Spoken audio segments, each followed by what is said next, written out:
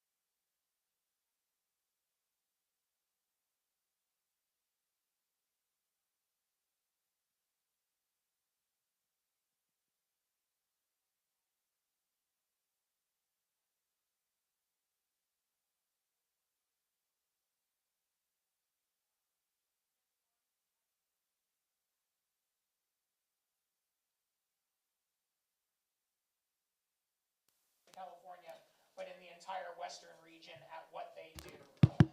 In fact, both of them were at a meeting just the other day. Oh, thank you so much. That makes life a lot easier. I don't have to use my band director voice now. And then people at home can hear. Fantastic. So just about a week or so ago, Jen and Alex were both at a meeting for WUSPA, WUSPBA, there we go, the Western United States Pipe Band Association.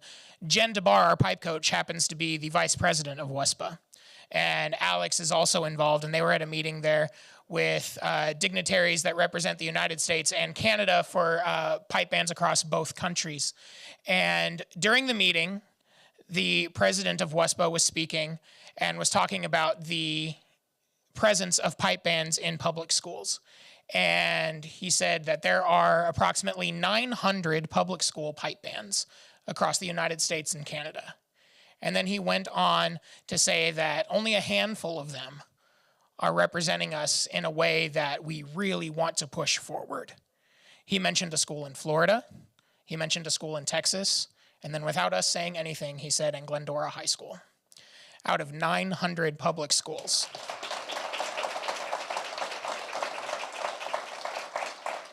We have so much reason to be proud of this group in particular. They represent this community in ways that other ensembles just don't have the opportunities to do.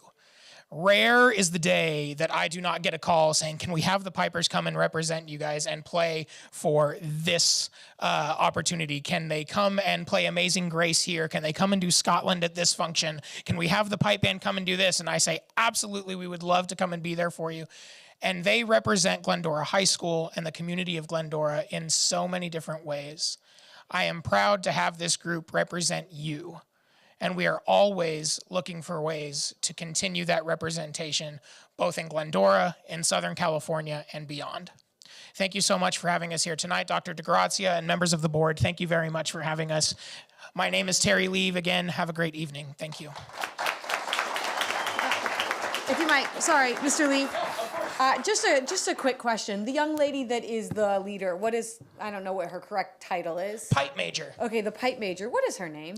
Ivana Bradvica. Okay, I had the pleasure of going to Bandorama and sitting up pretty close so I could watch. And the level of intensity that the rest of the members of the band place on that young lady's foot is something to see. I mean, for her, the precision and the exactness that this band puts forward is extremely impressive. And I think that I speak for all of us here on the board that they all make us so proud to represent Glendora High School in the community that way. So congratulations on all the success. Congratulations to them on all of their achievements. They work hard. They're really awesome, and they're a pleasure to have here with us tonight. Thank you for bringing them. Thank you so much. Thank you very much.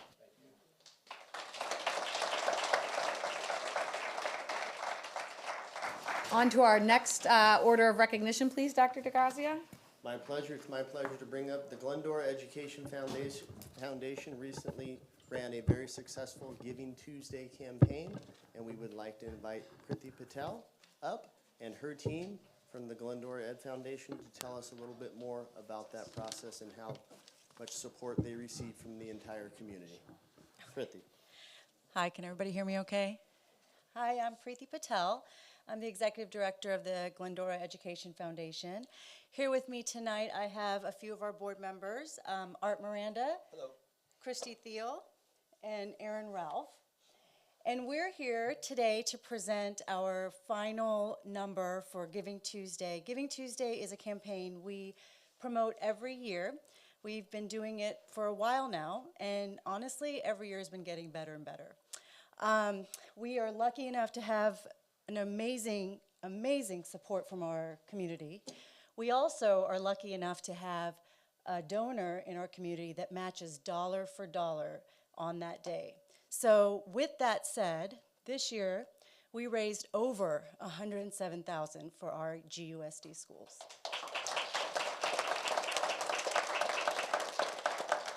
And I would like to reiterate that we cannot do what we do without our community. So thank you all all of you here at home, we are successful because of you. So thank you again. And of course, our anonymous donor that matches dollar for dollar. We are very lucky to have that. So thank you, thank you, thank you.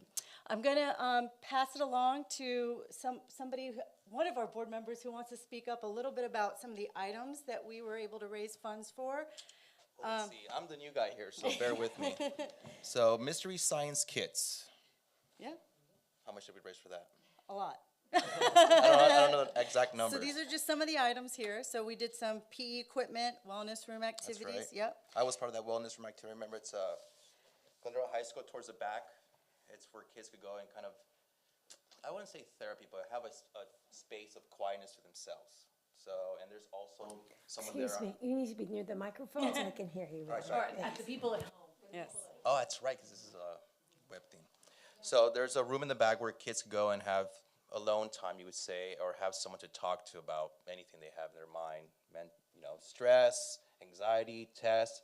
So that's kind of nice to see the money that went, and that was done late last year. Yeah, and then they're able to do it at the other schools Right. slowly but surely. So that's great news. And I mean, we honestly work very closely with all of our principals to basically ask them. They know they're in front of the students and the teachers every day. What do you need? And we're here just to raise the money. And so, again, I want to thank you guys out here for letting us do what we do. We appreciate your time and your effort. Dr. DeGracia, I know I bother you sometimes with what are we raising? What do we need? And so I appreciate that. Thank you so much. And then we did want to make a quick announcement about our fundraiser that we're having this year. We are back for our in-person fundraiser, Food for Thought. It is on April 28th, so mark your calendars. It's a beautiful, beautiful event, and we are excited to do it again this year after not being able to do it for the last 3 years. So thank you so much. Yeah, And I'll be one of the auctioneers. So it's gonna be fun. yes, You may speak into the microphone. I'm going to be one of the auctioneers there with my wife, so that should be great. so anyway, that's all we have. Thank you. We do have our large check if we're doing it. Yeah, okay. Yes.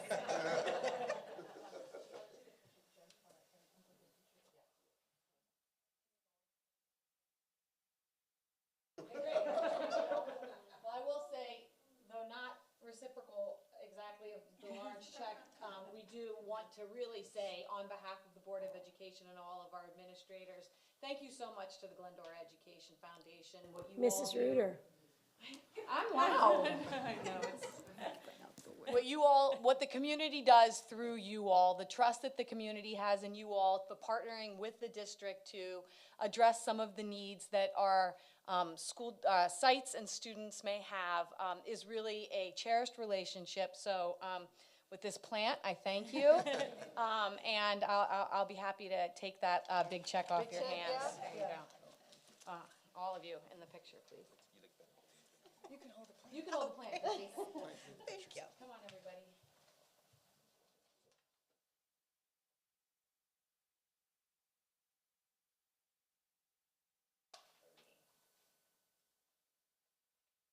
Thank you, guys. Really appreciate it.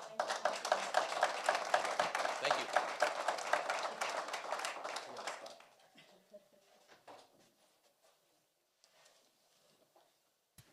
Okay, and last but certainly not least, Dr. DeGrazia? Next, we'd like to recognize one of our students, a seventh grader at Sandburg Middle School. Mr. Andre Jones is a principal at Sandburg. Mr. Jones, I invite you to the podium to introduce our award-winning writer from seventh grade Spartan Garden student. Good evening, board. Good evening, Superintendent Dr. DeGrazia. It is with my pleasure and my honor that I acknowledge one of our students for her hard work in the competition in the writing ceremony, along with her teacher. I apologize, I'm losing my voice here. Along with her teacher, Mrs. Bazzotto. Would you please come up? And our student, Sophie Granados Moreno. Please come up. I'm going to turn it over to Mrs. Bizzotto because she worked with Sophie on this essay in which she won state competition. So let's give her a big hand for that. Good evening. Thank you for having us. As most of you know, our Spartan Garden is kind of in its infancy and a work in progress. So I've reached out to various organizations to pull lesson plans and activities that we can do in the classroom while our garden is getting the finishing touches put together. So thankfully, there's this organization. It's the California Foundation for Agriculture in the Classroom, and they have standards-based lessons, and they also happen to have this story writing competition where each school site is able to select 5 stories that need to be based on agriculture in some way and relevant to California. And we can submit 5 stories to move on to the regional level. And there's 4 regions they've divided our great state into. And so we selected 5 stories to go on, and 3 of our students actually won the regional level, which was something to celebrate back at our school site. And so the regional winners go on to the state level, and Sophie actually took the state championship, I guess you would call it, for our region. And so she will have her story published in a book like so, and her story is currently being illustrated by a high school art department, so it's kind of a collaboration between writing and art. So we'll see how they visualize her story when the book gets published. But she gets to go to the Capitol for a big ceremony in March, so March 21st herself. 2 guardians and me as well will be heading up to Sacramento for her award ceremony, and she'll be asked to read her story and have it recorded. Her beautiful face will also get published in the book along with her story, and I believe she has a copy of her story this evening if you would be interested in hearing her work. Okay.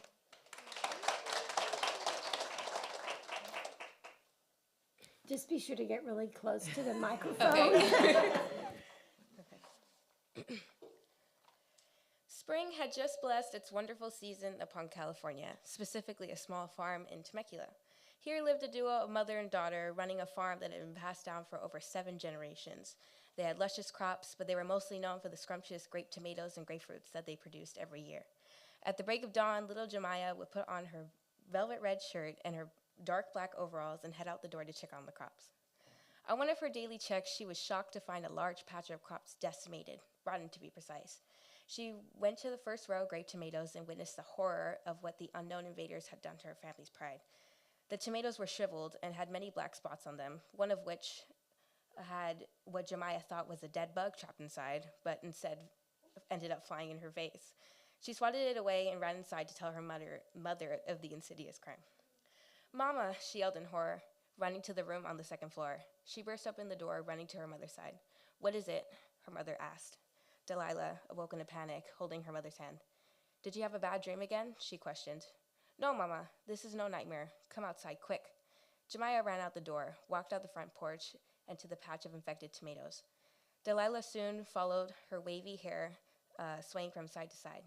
"Oh no," Delilah said, horrified by the state of the crop. She went to examine the small patch of great tomatoes, seeing them shriveled and yucky. "Locusts, I knew we would get them sooner or later." She backed up, putting her hair back with her hand. "What are locusts, Mama?" Jemiah asked, turning to her mother with a disappointed look on her face. "Locusts are these swarming, flying bugs that decimate crops everywhere, and unfortunately, we have become a victim." Delilah put a hand behind Jemiah's back. "But don't worry, sweetheart, I have a plan, and we better get started before the locusts come back." The mother was determined to save their crops, so she grabbed Jemiah's hand and grabbed her keys. "Where are we going, Mama?" Jemiah asked. "To get supplies. Your grandma taught me a way to get rid of locusts when I was your age, a gardening remedy from the olden days, and you better bet it's going to work." Her mother started the car with confidence and drove on the highway to the city. They both exited the car, walked inside a grocery store, and grabbed 20 bags of flour. Jemiah's face remained inquisitive and confused the entire time, but she didn't question her mother's plan, taking into account all the confidence she started the car with. They checked out and drove back to the farm, unloading the bags one at a time and taking them inside. Mom, I can't hold it anymore. How do we know that 20 bags of flour is going to stop hundreds of locusts? I mean, Mom, come on. Jemiah met eyes with her mother, who seemed to understand her doubt. My plan is to put this flour on the leaves of our wonderful crops outside, and it will take a while, but I'm sure we can do it. The theory is that this flour will work because when the locusts attempt to eat the flour-sprinkled leaves, it will make their mouths gum up. That way, they won't eat any more of the crops. She started opening the bags. Now stop asking questions and help me open packages. Jemiah walked over and smiled at her mom as they both slowly opened every bag and began heading outside and tossing flour on every single vine and tree they had ever planted. By the time they had finished, a swarm of locusts was flying in from above. Mom, look! Jemiah pointed at the crop killers as her mom rushed her inside and quickly closed the windows and the door. You could have given me a warning. Delilah quickly covered her daughter's mouth as they both observed the locust land on the crops. The locusts began chewing on the leaves and fruits. Ha! Take that, locusts! All hope seemed lost until the chewing stopped with a flash.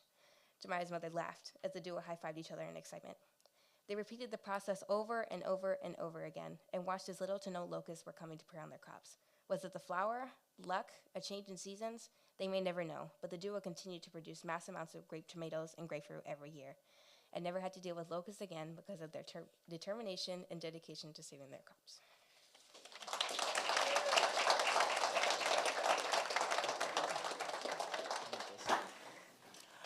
I would also like to acknowledge my assistant principal, Luz Lozano, who's also here in support of Sophie. Ms. Lozano.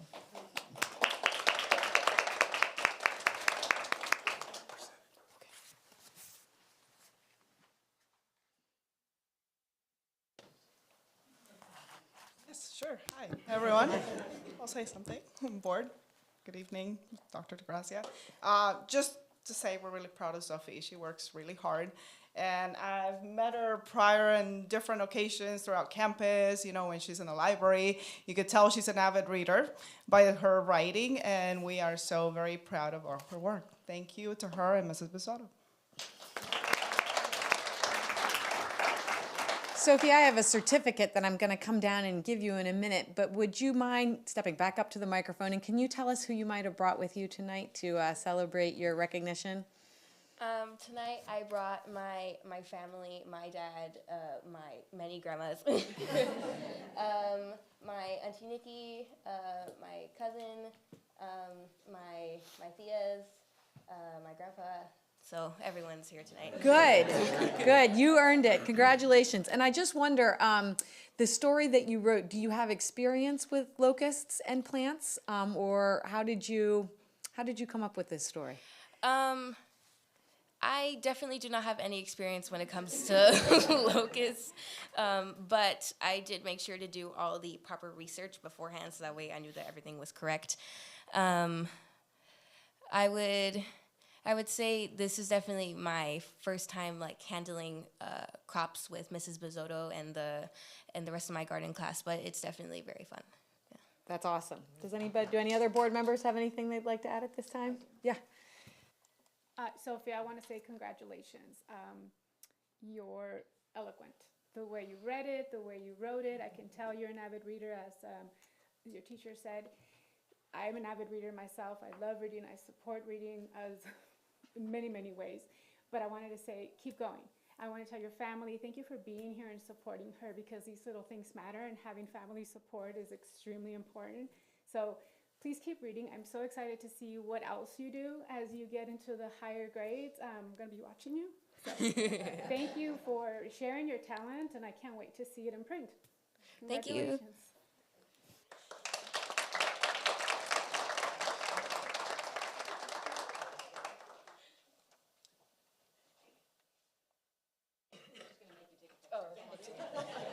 Actually, why don't you all come over, please? Here, this is for you. Congratulations, thank you.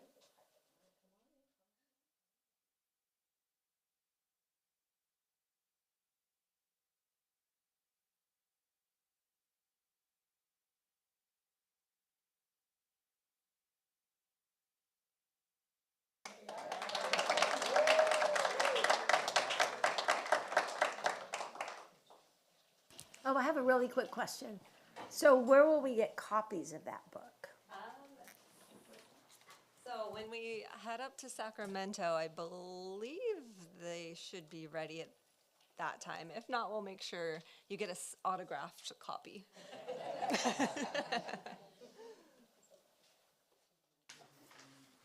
Okay, thank you all for coming. We really appreciate everybody coming to support all of our different all of the winners of our recognition. I'm sorry, recognees. Moving right along, if you are welcome all to stay for the rest of this meeting, but should you like to depart to do other things, we certainly understand.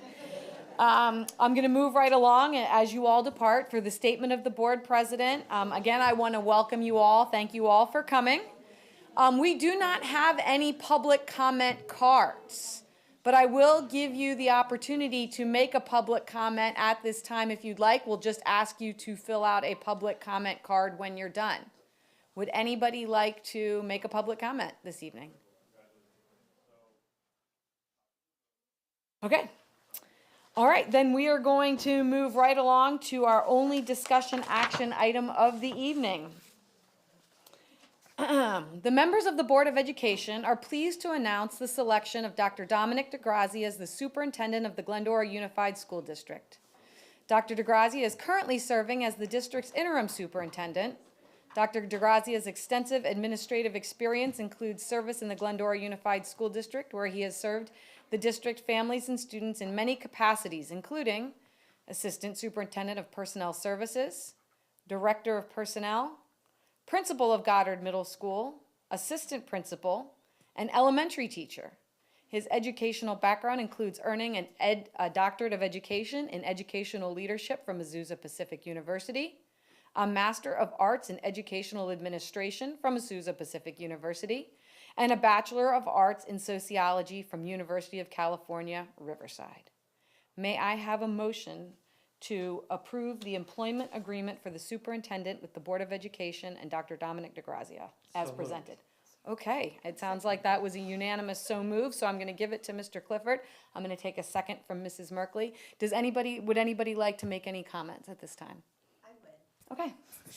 I have known Dr. DeGrazia for a long time. He was the PE teacher when my kids were in elementary school.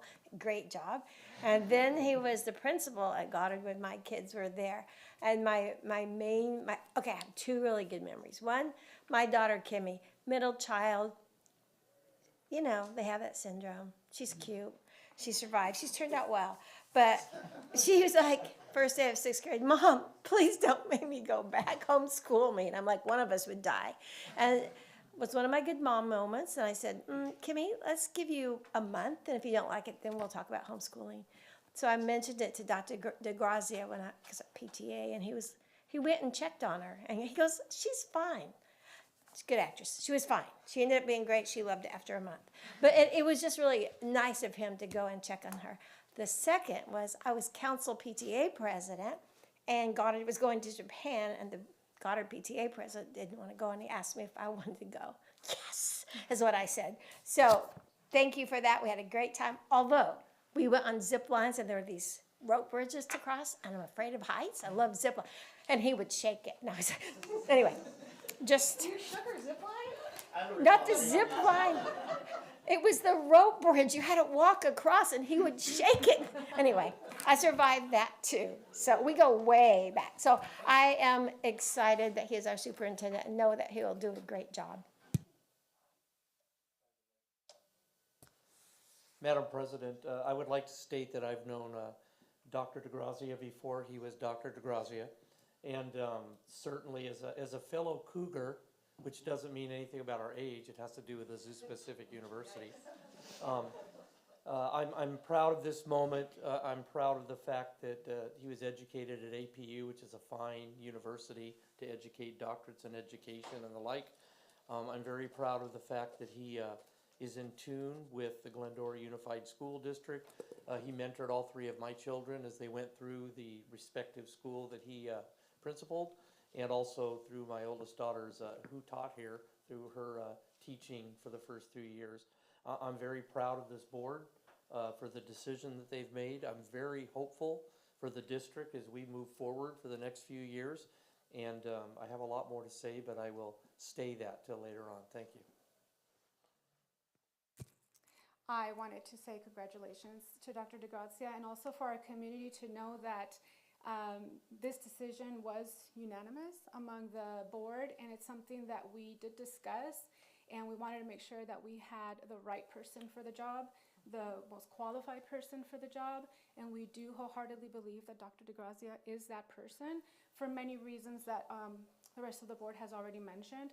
Personally, I want to say that I know that your experience in our district is the number one reason why I feel you are the person for this job, because it is important. You have this very unique perspective, and we are at a time in our district where it is important that we come in and hit the floor running, right? So you have this advantage of being assistant superintendent for 6 months and having been part of this district for 30 years now. So you know the district, versus if someone new came in, they would still need a lot of time to get to know people, and you've had the ability to create those relationships and really know what is the good, the bad, and the ugly of our district, right?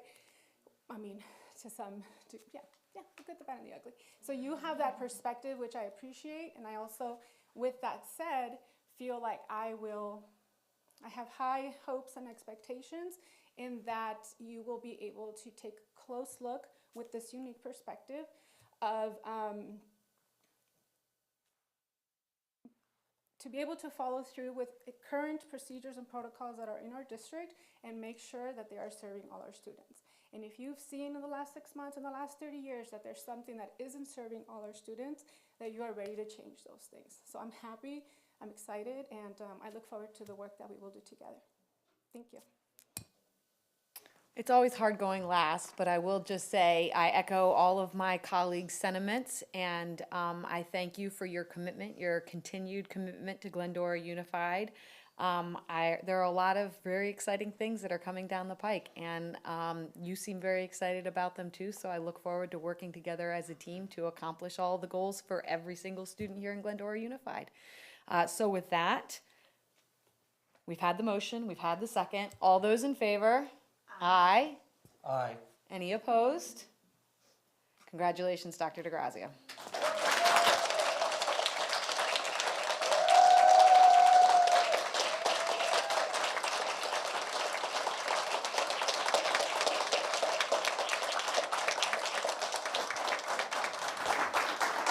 Madam President, now that we voted and it is unanimous,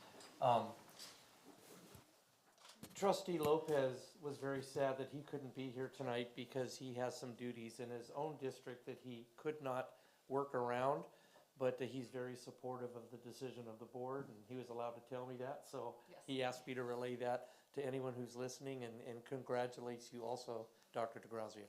Thank you all, and thank you to this board for the prestigious honor of serving as not only the interim superintendent for the past 6 months, but going on to serve as the superintendent, and for the trust and confidence that you place in me to lead alongside each one of you as we make our students' future dreams a reality. Just a few more comments, just things to say. I'm truly excited to see what the future holds for our students in GOSD, their boundless energy and constant creativity, some of which you saw tonight. It's infectious, and their potential is limitless.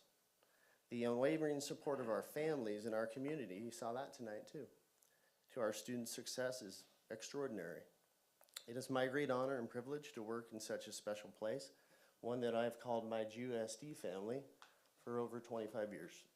During that time, I have the pleasure of being mentored by many excellent educators, some here, some afar. And I'm thankful to each one of them for allowing me to grow every day as a leader. I'm also blessed to work with such dedicated, passionate, and professional staff, my GOSD family, that wake up each day wanting to do what is best for kids. Special thanks to my actual family. Sitting in the front row, without their support, none of this would have been possible. Their patience, their love, their motivation, and understanding throughout my educational journey is to be treasured. And I look forward to what is yet to come, knowing that by working together, we will all allow our students every opportunity they rightly deserve. Thank you all for your ongoing support and for this honor. Thank you so much.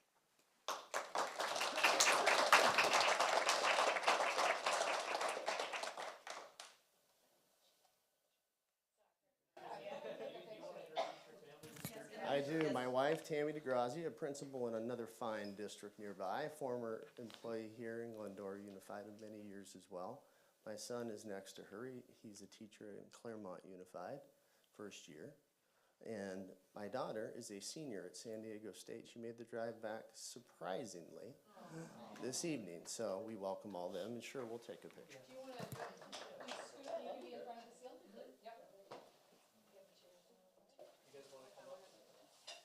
Yep. You do one with your family and then we'll do one with the board, okay? As it should be, Jan.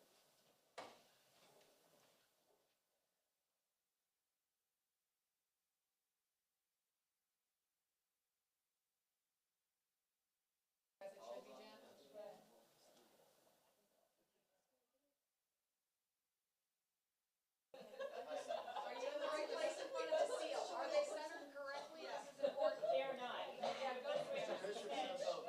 There we go. That was too much, too much. Yeah, too much. Oh, that's perfect. Right there. 1, 2, 3.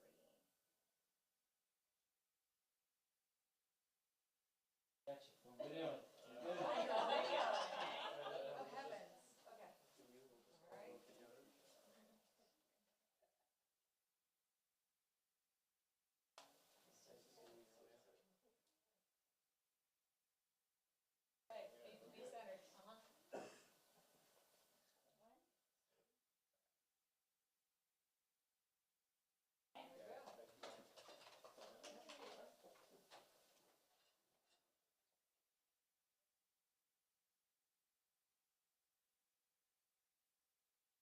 Okay, be centered. Okay, no pressure, Josh. That's a pretty tough act to follow. We're going to move right along to the student board member report, and we have our Whitcomb High School student with us this evening for that report. Please. Again, thank you so much for having me. This is the report from Cullen Elementary. Since being back from winter break, Cullen has had a lot of excitement. We had a BMX assembly sponsored by our wonderful PTA, and there will be a drawing assembly later this month too. Our PTA does an amazing job providing diverse activities to meet all the interests of all our students. Cullen's focus word for this month is peace. Students have been learning about what peace means and how we can contribute to having a peaceful mindset. Dr. Martin Luther King Jr. spoke about the importance of peace, and this connection has allowed for many valuable conversations. At the end of the month, we will be celebrating the 100th day of school with a museum of 100 items. This is always a fun activity for students to participate in, whether they are creating a 100th project or just visiting the museum. This is the report from Stanton Elementary. Stanton Elementary has had a busy return to our school in the new year. We honored and celebrated Dr. Martin Luther King in many ways across campus through many cross-curricular activities. Next week, we look forward to participating in the Great Challenge Kindness Week. Each day, students will participate in the element of kindness. Each grade will also engage in a kindness activity led by our student support specialist, Mrs. Cassis Jan. Next week, 5th grade will host a parent-student engineering night on Thursday, January 26th at 6 p.m. in the cafeteria. Finally, we look forward to celebrating the 100th day of school next Friday, January 27th, and participating in the planned grade level activities. This is the report from Sutherland Elementary. At this halfway mark through the year, Sutherland students and staff have been busily working through content standards while continuing to build community to ensure a safe and welcoming school climate. We had a school safety assembly for all students at the beginning of the month, focusing on kind words and actions, and about how what we say and do has an impact on those around us. PTA organized our 3rd Masterpiece Morning event this month. Students have enjoyed learning about various artists throughout the year. Student Council is currently planning for National Compliment Day, the 100th day of school, and Kindness Week, which is coming up on Friday. We will wrap up the month of January with a Student of the Month Assembly, recognizing students with high academic achievement, as well as demonstrating the character trait of the month, perseverance. The report from Sandburg Middle School. Sandburg would again like to congratulate Mrs. Bizzotto and her 7th grade student for winning the state agricultural contest. Mrs. Bizzotto and her student have been invited to Sacramento along with 2 students of the Guardians. So once again, congratulations to them. Sandburg's art class will be beginning their unit on painting soon. In an effort to keep everything sanitary, students will no longer be using class aprons. If the students have an old shirt they would like to use for protection for their clothing. They may bring it to school and leave it in their box. Please have the students avoid wearing their best clothing during painting. While the paint we use is washable, the color may dye the clothing. Sandberg's math interventions are back for the second semester. Students are actively participating in the interventions and learning a great deal. The report from Wickham High School. Wickham has now welcomed 12 new students from GHS at the start of the second semester. At the same time, we had 5 students return to GHS. We are happy to have the new students joining the Wickham family, and we wish our 5 returnees much luck at GHS. The principal honor roll was held on January 12th, and there were close to 30 students recognized for our outstanding GPAs and being selected as Student of the Month. Our PTA is bringing back Ladies Night Out, which will be held on February 24th in the Whitcomb Cafeteria. This event was put on hold for the last couple of years due to COVID, but we are excited to bring it back as our only PTA fundraiser this year. Like Ladies Night Out, we are excited to announce that our prom will be returning this year. This event will be held at the Glendora Country Club on March 31st and will be a great event for all our students in attendance. And finally, Mr. Letourneau would like to give a huge shout out and sincere thank you to what he refers to as the greatest group of PTA folks that he has worked with over his career, which includes every PTA group over the last 10 years at Whitcomb. Thank you so much for having me. Thank you, Josh. And I would like to acknowledge that you were at that principal's breakfast a couple of days ago, receiving award for your high academic achievement. So congratulations, and we always love having you here.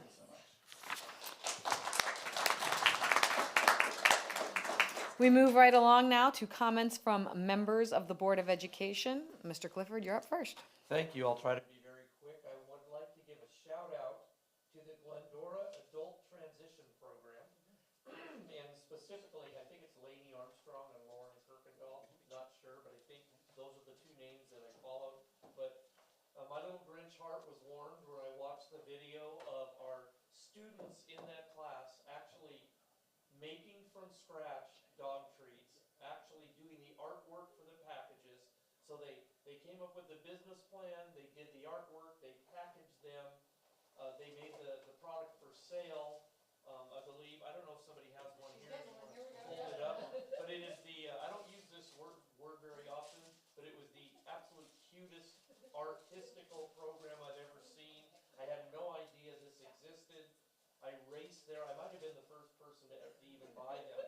But more importantly, I have a Great Dane, and that Great Dane is very finicky. If you know anything about Great Danes, she covets these dog treats, and I'm going to take a video of her and send it to them. But I just wanted to let our citizens and parents know that if you don't know about this adult transition program and what they have done and how our teachers have empowered them to do this phenomenal program, it is heartwarming.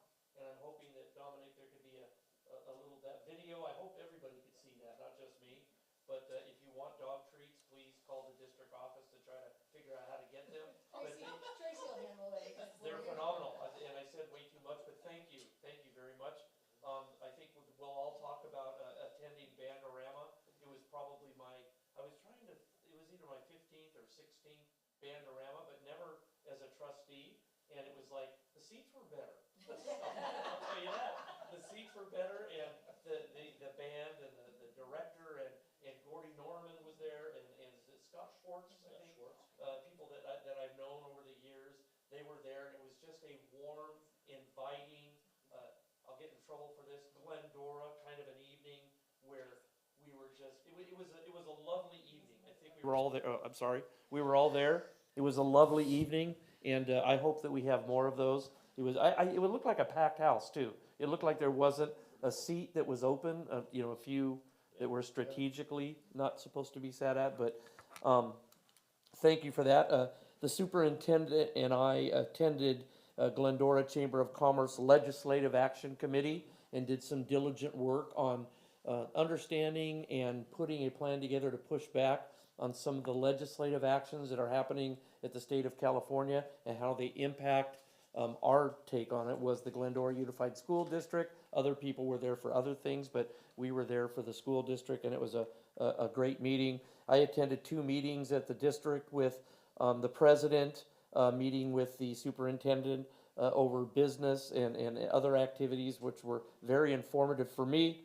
I attended and scheduled 7 parent citizen meetings during the last meeting. So since the last time I sat in front of you, I met with 7 parent groups talking about matters of concern throughout the district, not just in my little trustee area 1. I had 2 meetings with a couple of staff members in District 1 over just issues that were going on. And I have scheduled a meeting with the superintendent in trustee area 1 for the a meeting to discuss Sutherland School, the baseball parks, and looking to see to beautify that area a little bit more than it currently is. But I want to tell you this, as a former mayor and a council member, I thought I was busy then. I had no idea what the amount of communication and information that happens at this school district. I feel blessed to be a part of it, and even better than that, I just feel profoundly fortunate to be a Glendoran. So thank you very much. Ms. Garcia? I'll keep it brief since I spoke a lot earlier. I too was very busy and very grateful. I had an opportunity to visit all the sites. Dr. DeGrazia and I were on a mission in the rain to try to at least get to meet a lot of the administrators that I haven't had the opportunity to meet. We visited some classrooms, and I got some reviews from some of the kids who apparently they saw me, I didn't see them, and I didn't wave. So next time, pay more attention to the little ones that remember me, and I didn't wave to them. The Ethics Bowl, I was so excited to be able to attend the Ethics Bowl. I attended a few years ago, pre-COVID, the one at Chapman, where Glendora also participated, and I was so impressed by their work at Chapman University. My daughter was there at the time, so I figured why not visit her and see Glendora. But this one, it was just for the high school. It was kind of like a practice competition, and if you've never been to an Ethics Bowl, I think their actual bowl at Chapman is coming up, and I'll make sure to post it on my social media if anyone follows that. And just to make sure to put it out there, because I know we're a lot into sports and everybody goes to the sports events, but our Ethics Bowl is so special, so important. Our kids are debating amazing topics, real life situations that are happening, and I'm just so proud of the way they are able to debate so eloquently, and I'm a big fan. Girls basketball, of course, went to a few games. Spite of reality, I was able to volunteer through the PTA, and I am a big fan of that event. I actually would like to maybe discuss bringing it to the elementary and the middle school level, because I feel that that kind of information needs to be heard more than once, and maybe not wait until we're seniors to hear that information. Maybe you could tell people what Bite of Yeah, Reality so is. Bite of Reality is put together by the Foothills Credit Union, and they have different sections. The kids have, of course, an app, and they randomly get assigned a job and a salary, and they're either married or not married, and they have a child or no children, and now they have to stop by different booths and manage their money. So they get $5,000, $4,000 a month, and they have to buy a home. They have to make choices between spending, the upper of their budget, or no more Starbucks for the week. That was my favorite, seeing kids, their face drop when I would tell them, like, well, you can't afford 2 Starbucks a week. You're out of money. And then they have to go back to the credit union to discuss the bad choices that they made. It was great. Or they have to return the yacht they bought because now they don't have money for food. Which is a great, great program. I'm so happy that Foothills does that for us. And I was happy to volunteer and actually get to see the program, because it's only for seniors. So my kids haven't experienced it, so I was happy to do that. And if you haven't volunteered in the past, look into it next year. They need volunteers all the time. The Whitcomb Recognition Lunch, I was able to be a part of that too, and it was an honor to get to be there and get to shake the hands of all these kids who are working really hard for their academics, and they deserve all that acknowledgement and recognition that they get. I think that's it. We'll leave it at that. Thank you. Mrs. Merkley? Just a few things. One, Mr. Osborne, can you tell us about the Girl Scout troop that received the Glendora Community Coordinating Council Youth Recognition Award, please? Absolutely. So each month we have the honor of recognizing great kids throughout the city of Glendora. And this last month at the Glendora Coordinating Council, we recognized a local Girl Scout troop. They worked with their site principals and collected almost 400 pounds of used crayons. They sent them to an organization that refurbished those crayons into triangle-shaped brand new crayons and actually send those new crayons to children's hospitals all throughout the United States. And so kudos to them. They were well deserved of that honor. And do you want to make a plug for asking people? Each month, we are looking for nominations for the Glendora Community Coordinating Council, and you can find the nomination screen button right in the Glendora Connection, our monthly newsletter, so check it out. I did that for like 10 years, so glad he took over. But we're always looking for youth, and I know there are so many that don't get recognized, and so we like to bring that forward so people will know. Anyway, thank you, Mr. Osborne, for doing that. Let's see. Oh, back to Wickham High School's Ladies Night Out. I am one of those wonderful PTA members, but if you have never been, you need to come. There will be baskets of all kinds. A friend of mine's donating a photo session. I can't remember if it's the mini or big. Anyway, lots of fun things coming on. And if you get your tickets by February 10th, you get an extra 10 tickets. So it includes a really good dinner, and it's barbecue, boots, and baskets. I think we're calling it kind of a country. My sister's actually coming from Texas. Yeah, she is. I said, she was coming. I said, you might as well come now. So my accent will be coming out. It's going to be fun. Yeah, bring your boots. You get extra points, extra tickets if you dress up. And it's our only fundraiser of the year, and it supports all kinds of things at the school. So do come. I went to the recognition brunch. Jan Holmes has been doing that. I don't know, how long has it been going on? 20 years? She's been on that board for probably over 30, and she does the decorations, and they are just exquisite. So just a call out for her, because she does a great job. And as Mr. Letourneau mentioned, that the parents are the faces you really want to look at that brunch, because some of these kids haven't received honors or anything, and here they are, on the honor roll and doing so great. And so it really is successful. Bandorama, Bandorama. That was so exciting to see that. When I hear bagpipes now, I get excited. It makes me happy to hear them because of Glendora. And then the last thing is GEF, the Glendora Education Foundation. I am the board rep to that, and it is really exciting to see the good things that they do. And again, mark your calendars for April 28th for Food for Thought. There will again be some great prizes and a great time to raise money for the school district. Lots of things. It started many years ago, and I think their first goal was to raise $26,000. I suggested a marathon because I ran marathons in those days. I got like 26.2 miles. I mean, we could do all kinds of Big Bear down. Yeah, no one went for it. It was kind of sad. But anyway, so we've come a long way for the goal being 26,000 to now at one event raising over $100,000. And at the time, they were able to save our band, our music program, because without that, we were going to have to cut it. And so they are doing a great job. So just ask that you continue to support them. And did I mention I have a new grandbaby? Sorry, 2 in 6 weeks. Just throw that out there. They come faster than the one first. Thank you, everybody, for your comments. I do not have too much to add, though I will say that Bandorama really was spectacular. I mean, really was. And imagine my surprise when I looked up and our very own Evan Turner, who's sitting in the back of the room, was over there playing the drums with that jazz band. I had no idea he was such a Renaissance man. Great job at it. I mean, so sorry, buddy, but really, I was thrilled to see you over there.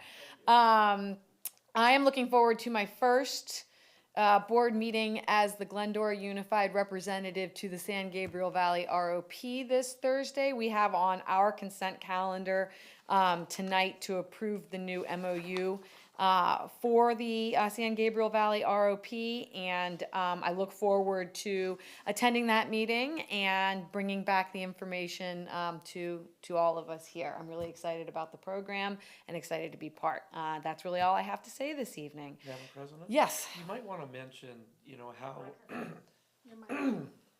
how tasteful the breakfast was at Whitcomb, and maybe if they could figure out how to serve that more than just at a recognition breakfast. Well, that egg casserole, Good breakfast spot that that egg casserole is really something else. So, yeah, I'll put a bug in the ear because it really is a special event and a delicious breakfast. Same breakfast every time, so you can look forward to it.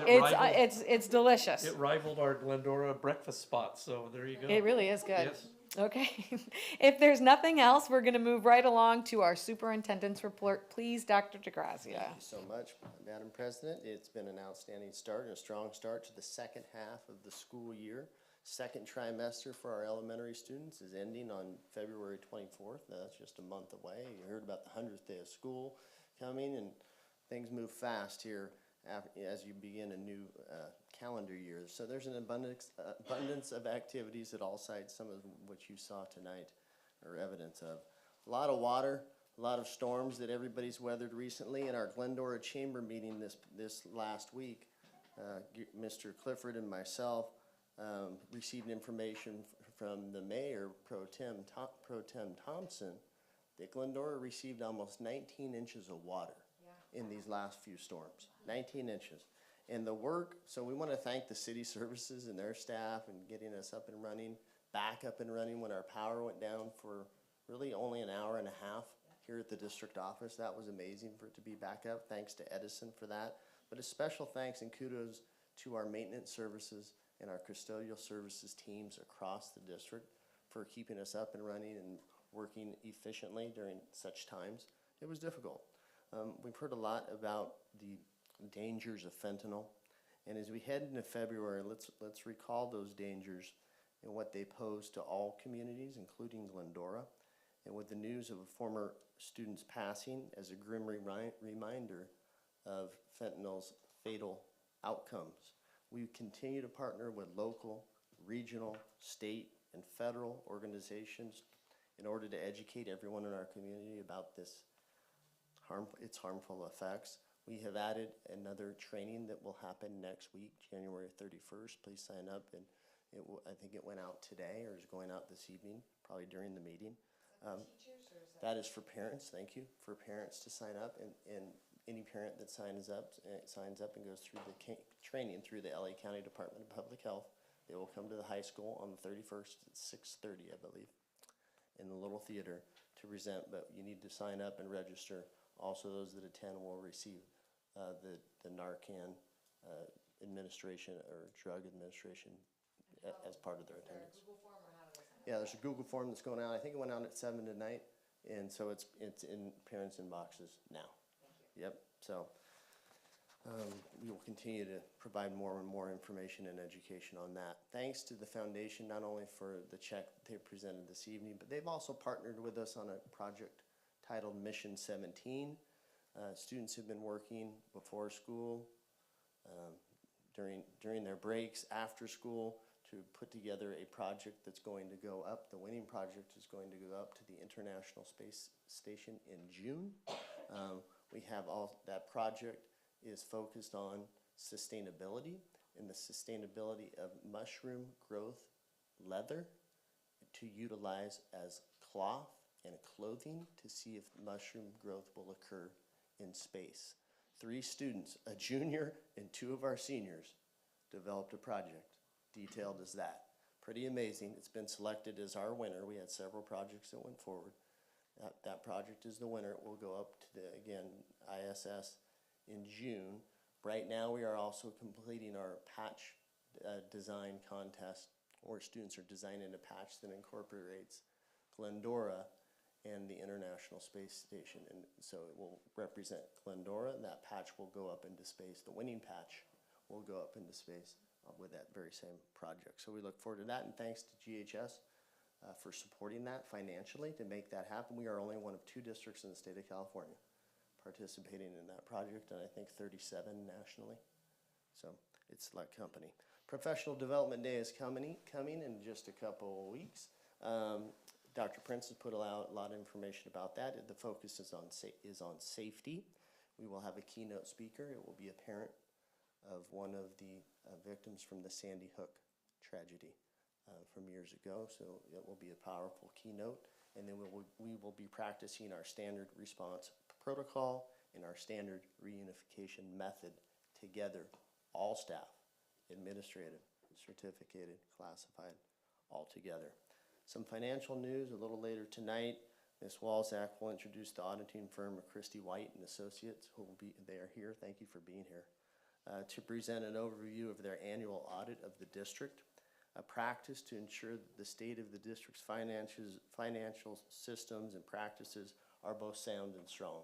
You'll find that that is true, and they will reiterate and affirm that later this evening. The governor also released his January proposal. It is just a proposal, but it's important information to review. Our team went in association with CSEA and GTA teams last week to hear a review of the governor's proposal. Overall, protecting many of the investments that have been made in education over the very recent years. However, there are some decreases proposed as well in regards to arts and music, and some of the grant amounts and funding amounts may be reduced. We will be wary of our continued costs for pensions, and both to the employee and to the employer as those continue to increase, and also our declining enrollment for our district, as we've been in a steady decline of our enrollment over the past few years. And finally, and tied to the next item, and you see the poster, beautiful poster. Thank you, Sandburg Spartans, for bringing that forward. And that is in recognition of School Board Recognition Month, which is the month. You get the whole month. It's not a day. You get the whole month. And so in recognition of that, it's my distinct honor to present to the board the following resolution commending the work of our dedicated trustees. I won't read all of the whereases, but I'll read a select few. I will pick a few here. Whereas an excellent public education system is vital to the quality of life for all Californian citizens and communities. Whereas local board members are committed to children and believe that all children can be successful learners and that the best education is tailored to the individual needs of the child. And whereas school board members work closely with parents, educational professionals, and other community members to create the healthiest environments possible where all students can thrive. And whereas the mission of the public schools to meet the diverse educational needs of all children and to empower them to become competent, productive contributors to a democratic society and an ever-changing world.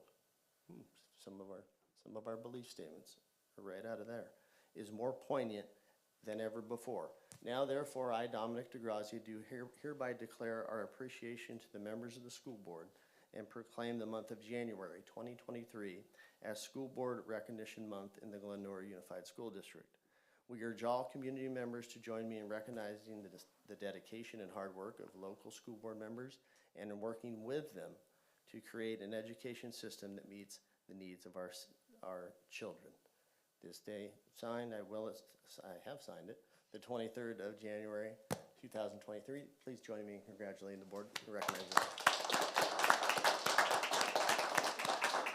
Thank you so much for your dedicated service. No, that's just a report. Madam President, I have one question on the report, if that's okay. Yeah, by all means. You think it? Superintendent DeGrazia, a quick question on your update. Yes, sir. I heard a rumor in Sacramento that Senator Portantino is drafting a new proposed SB Senate bill as it relates to how school districts get paid, whether it's based on enrollment or whether it's based on attendance. And I think in the potential change, if voted, would be that the school would get paid on enrollment instead of attendance. And I was hoping that at the next board meeting, maybe you could give us a quick kind of an impact statement on, not a huge report, but just what that would mean to us in general, and how hard or not we should push Senator Portantino and the other legislators to open their ears or cover their ears, depending on what you tell us. But I assume from what I can glean from it, that it would be good news for us. I just don't know how much. Did I miss second, something? nope, I second your request. Okay. Yeah. That's all. I'm sorry, did I interrupt? Not a problem. Okay. Okay, thank you for that. That is very important, and it would be quite helpful to us, as Ms. Walzak has reported in the past. That would be, enrollment would be great. You are correct as usual, Mrs. Cornelius. May I please have a motion of the resolution 22-23-09, school board recognition, the month of January 2023? I move that we honor ourselves. Can I get a second? I'll second. Thank you. This is weird. All those in favor? Aye. Aye. Any opposed? Yay us. We're gonna move on to the staff presentations. And it's a real page turner. The annual district audit report presented by Ms. Walzak, Executive Director of Fiscal Services, and Natalie Palma of Christie White and Associates. Thank you so much for coming this evening. Madam President, if I just said I stipulate to the report, would that count? Oh boy, no, I'm sorry. She's been sitting here this whole time. I know, I just thought I would make you laugh. Good evening, esteemed board members, Dr. DeGracia, and colleagues. I'd like to introduce Natalie Palma. She's from our audit firm of Christie and White and Associates. So basically every year we get an audit done. This is for the year ending June 30th, 2022, and we have to submit it to the CDE by December 15th and present it to the board by January 31st. So that's why she's here. So basically the external audit is designed to provide a reasonable assurance that the district financial statements accurately presents its financial condition, and also to ascertain that there are no material misstatements. So please help me in welcoming Mrs. Natalie Palma. Thank you for the introduction. Like she mentioned, my name is Natalie Palma, and I am a supervisor with Christie Wright and Associates. First of all, it's a pleasure to be here. I got to listen into a great story, so it's been wonderful so far. But now we talk about the audit, which isn't as exciting. But so I start off with a little overview of some of the items that we took a look at for the fiscal year, some of our procedures and our process, and I thought I'd go over our results at the end. In 21-22, we conducted our audit of the district funds, capital assets, long-term debt, and compliance with state and federal law. Our audit covers a broad range of areas, which include school site testing, which includes testing of attendance and ASB. We document and test internal controls in areas such as purchasing, cash disbursements by taking a look at a sample of checks, invoices, and purchase orders. We take a look at payroll controls by looking at time cards and personnel files. We also look at cash receipts controls by taking a look at invoices, receipting, and deposit controls. We also conduct a single audit, which includes testing of internal controls and program compliance in 2 major programs this year. And those programs were the Education Stabilization Funds, or also known as the ESSER and GEAR funds.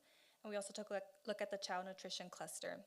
And we do this by also sampling checks, expenditures, taking a look at some lunch applications or home income surveys for the Child Nutrition Cluster. Finally, we tested all June 30th, 2022 balance sheet accounts, such as cash, accounts receivables, accounts payables, capital assets, long-term debt, with revenue and expenditures across all funds, taking a look at bank statements and reconciliations, debt statements, and capital asset listings. Our financial state opinion, our state compliance opinion, and federal compliance opinion, after taking a look at everything, were all unmodified, which is the best opinion that you can receive. There were no financial statements, federal compliance findings, or state compliance findings this year. The instructional materials finding present from the prior year after we took a look at this year has been resolved this year, so there was not a finding this year. I would like to thank everyone at the district for all of their assistance and scanning in all of our stuff. I know sometimes it can be a bit tough doing that electronically, but we definitely do appreciate their assistance. I look forward to working with everyone again soon. That's all I had for you guys. Does anyone have any questions for me? just a little. Okay, what I think I might possibly know the answer, but in here it said the COLA was 6.56%. I attended the CSBA budget webinar. So that was 2022. So the CSBA budget webinar was, I think, last week, and it said the COLA was going to be 8.13%. So I assume that's 23, 24. Yes. Does that sound right? I think that's about right. Okay, and I just have to comment that I learned a new word, defease. Didn't know what that meant. I tried asking Alexa, and it kept saying deceased. I know what deceased meant. And then what was the other, defeat? I said, no, I know what that. So I spelled it, and so I learned something new. And my husband, who's an auditor, he goes, oh yeah. He goes, what does it mean? I'm not sure if he was testing me. Did you know? Or if he just didn't know. Because he says they don't use that very often, but he's not in governmental accounting. It's two different things. Yeah. But anyway, that was my questions. Although I do have one. Jeanette, how many students do we have attending? Do you know off the top of your head? Enrolled, that's just not attending, enrolled. So enrollment for 22, our current school year, we're at 6,570. And that's roughly. down from last year by? Yes, that's quite a down bit. from last year, roughly 150-ish students. Okay, thank you. But we have new exciting programs, right, that we'll talk about for next year, and who knows, that number could go up. We're hoping, yeah. Okay, perfect. Thank you. Any other questions or comments in regards to the audit? Oh, wait, I had one other, sorry. Okay. If I can read this. Okay, let's see, it was instruction, where is it? Oh, no, this page, over here. Nope, not this, that's worth. We'll let that one go. All right. Thank you, Ms. Palma, for coming all the way this evening. I do hope that the first half of this meeting has been enjoyable for you. Thank you, Mrs. Walzak and Mrs. Bakar, who I'm sure is watching from home as she recovers from her surgery. So thank you for the hard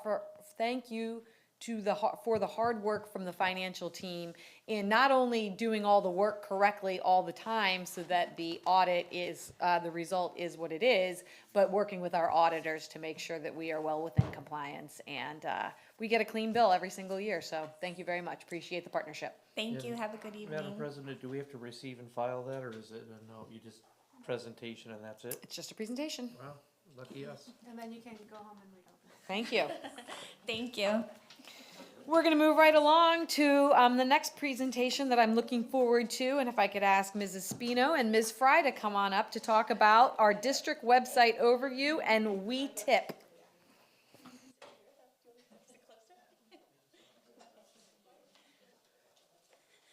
Hello, good evening. Thank you so much for having me here to share about the website. It's been a labor of love. And so first, congratulations, Dr. DeGracia. I am excited to officially congratulate you. So the Glendora Unified website has evolved over time here. About a year ago, we started the conversations about really needing to increase our communication, our presence in the community, being able to really showcase what our schools are doing. And so the vision behind the website was really trying to create a really functional and relevant and up-to-date website that could also meet the needs of our entire community when it comes to accessibility, ease of use, the efficiency at which people could find information. Our motto through the design process was like, if you can't get to it in 3 clicks, then it's not built correctly. We need to make sure that things are at people's fingertips. We also really leaned into the idea that we wanted our users to have a common experience among websites. So we previously had been using multiple platforms to manage school sites and the district sites. And so being able to put all of them under one umbrella so that they shared a common theme and structure really helped to make things more cohesive.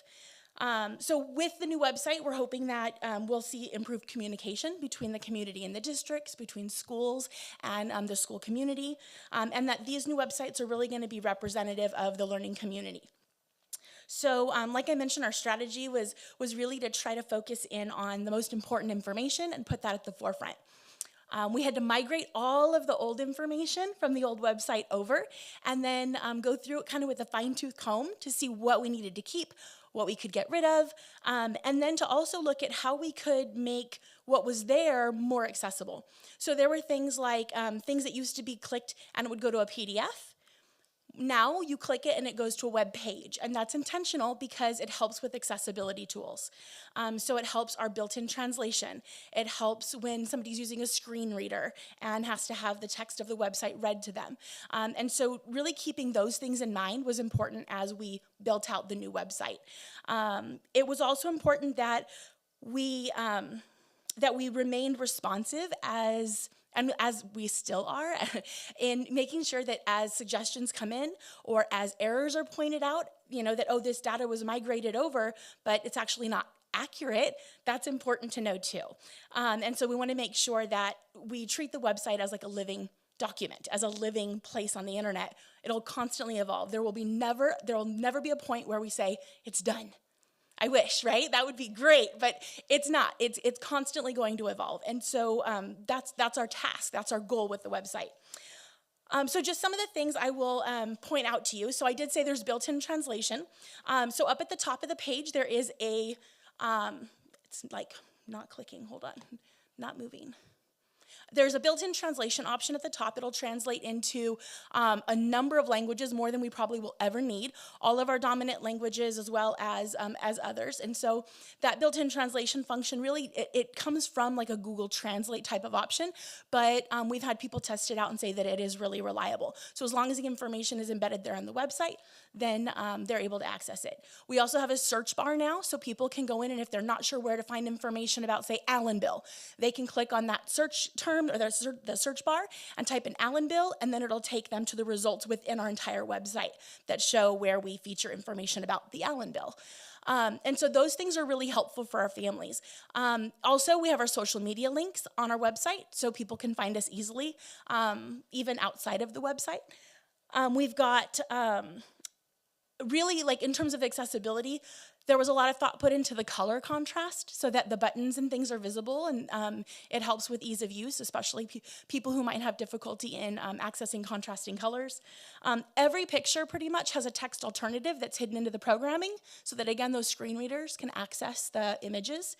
So there's a lot of things that are kind of under the surface that you don't see as a typical user that other people may find a lot of appreciation in if they need those things to make the content accessible. Other than that, you'll see that amongst the school sites, so this is the district website, but if I go to a school website, like for instance, the Colon website, it looks similar. So it still has a picture in the center, the navigation bar across the top, and it has the hot links or floating links. So as I scroll through the page, those links remain active. So we have the ARIES portal, the GUSD portal, an enrollment tab so people can find information about enrollment. And one of the nice parent features is reporting an absence straight from the website from every school site. There's also news and announcements, like predominant, I don't know, they are put right at the front of the website so they can see all of the things that are coming up in the community and within our district. So the dual language survey, the Glendora Connection issue that just came out, an upcoming parent education event. So as things come up in the community and we get requests from community partners to post information, one of the nice things about the website that we have now is that at the district level, we can take that flyer and we can post it to whatever schools it might be relevant for. And so it's not only on the district website, but it's also going to be found on the school website. So an example of that is on the website where Glendora High School. So there was recently something for Seroptimists. And so if I go to Glendora High School, I'm using my laser vision here because my vision is, I'm very nearsighted. And so, but if I scroll down, then you can see different things that get posted about speech contests and things like that. And as you go through, this one here, the Seroptimists International was actually a request put in through the district and pushed out to all the websites that it would apply to. It just happens to apply to high school girls that are, I think, juniors and seniors. So, so that is something that exists on the school sites. All schools have the news and announcements right at the top. After that are important links. School sites have the ability to customize their important links for their school community, so they get to decide what gets featured. And then below that, every school now has an integrated calendar. So parents can go onto their school website and find out what's coming up at my child's school. In the same way, the district also has a district event calendar that's integrated into the website. So if I go back to the district page again, I will show you some of the things that you'll see coming up on the district site. So news and announcements here, and then upcoming events. So one of the things that was just mentioned is the parent opportunity for training related to fentanyl. So that's listed here on the 31st. We have another one on cyber safety coming up. And so that is actually listed here on the 16th. If you click that, it'll say click here for more information. So now we've got 1, and this is going to be 2 clicks. So when I click it, it's going to actually take me right where I need to go with an image and then a link to register or for more information. So trying to keep everything within those 3 clicks is important. Another thing that all schools have is like a contact link. So there's direct way to communicate with the school. If you have no idea who to contact, then under quick links or under the about section, you'll have a contact us form. So this is for the district. If somebody that says, I have no idea who I'm supposed to ask, the district is a big place. I have no clue. The contact form gets filled out right now. They all come to me. And then I say, okay, who does this go to? And then I kind of act as the operator for email, and I send it to the right location. But it's been really effective in people who get overwhelmed by the website and don't know who to ask. It gives them a place to ask their question and get the help they need. The other things that are kind of fun is that, for instance, if I go back to the Glendora High School site, it's kind of nice because at the bottom of their page, they have a place for their ASB announcements or for their video announcements for the morning announcements, sorry. So Evan works really hard on those. And so we have given them a dedicated place to upload those so that it's prominent on their website and it's not hidden in a YouTube channel or in some other link that's only accessible within the school community. Anybody who comes along can watch those announcements and see all the great things happening at the school. Other than that, just know that on the district website, there's also some really great resources. I won't take much more time because I want to make sure to leave time for Tammy, who's going to talk about our WeTip feature here. But on the website, we've also built out some new things. So one of the things that parents have asked about a lot is what kind of academic supports exist for my child.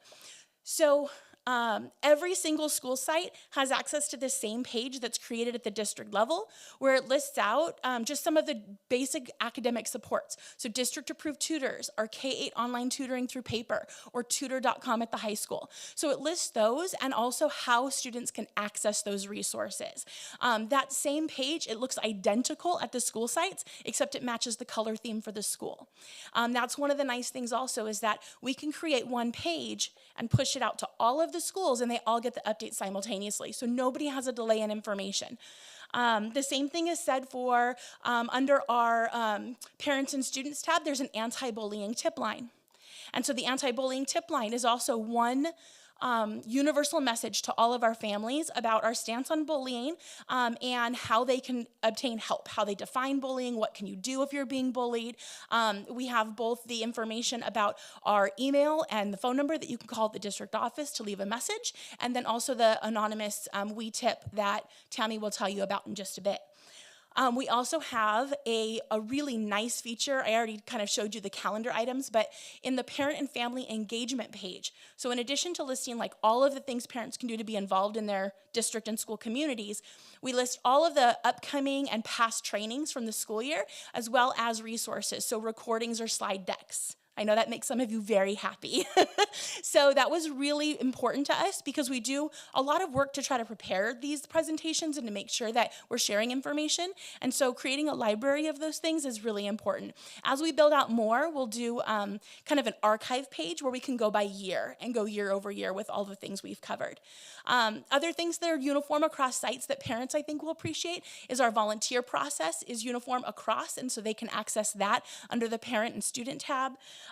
Information and notices is also uniform. So that's where parents will find things related to like anything that might be related to health department orders or, Title IX or uniform complaints or Megan's Law or our LCAP or extended learning opportunity, anything that we have to post by law and things that are like, that are mandated will be under information and notices. And that will be across all sites uniformly. So everybody has the same information at the same time. So we've worked really hard to try to build out pages that can be maintained that way so that everybody has that common experience. Because we think that that will help with the communication piece. At the bottom of every page, and this is going to be how I lead into Tammy here, is that we do have an anonymous tip line button at the bottom of every single page of every single website in our district. So it's always going to be in the footer. So it doesn't matter if you're here on the district site or if I go to some random school site and then I go to the bottom. Oh, I didn't mention this. One of the other cool features about this is that we can do pop-ups because sometimes they're annoying, but they really do get the message across. So in case anybody's interested, Sandberg is doing baby ads right now. And so once the user sees it, they can just dismiss it and continue on their browsing. Got to see that. But at the bottom even of this page, you'll see the anonymous WeTip link. So when you click that link, you go to the form, and with that, I will turn it over to Tammy to tell you about what the heck that WeTip is. Hi, good evening. Congratulations, Dr. DeGrazia and members of the board. My name is Tamara Fry. Great. Can you get the microphone closer to you? Does that work? Can you hear me now? Okay. My name is Tamara Fry. I'm the Safety Risk Compliance Officer for Glendora USD, and I'm here tonight to talk about WeTip. WeTip has always been part of Glendora USD, but some of you may not have known that. Actually, towards the beginning of the school year this year, we found out that WeTip had been sending reports, but they had all the wrong information. With staffing changes throughout the district, they weren't getting the reports to the right person. So we are in the process of relaunching WeTip.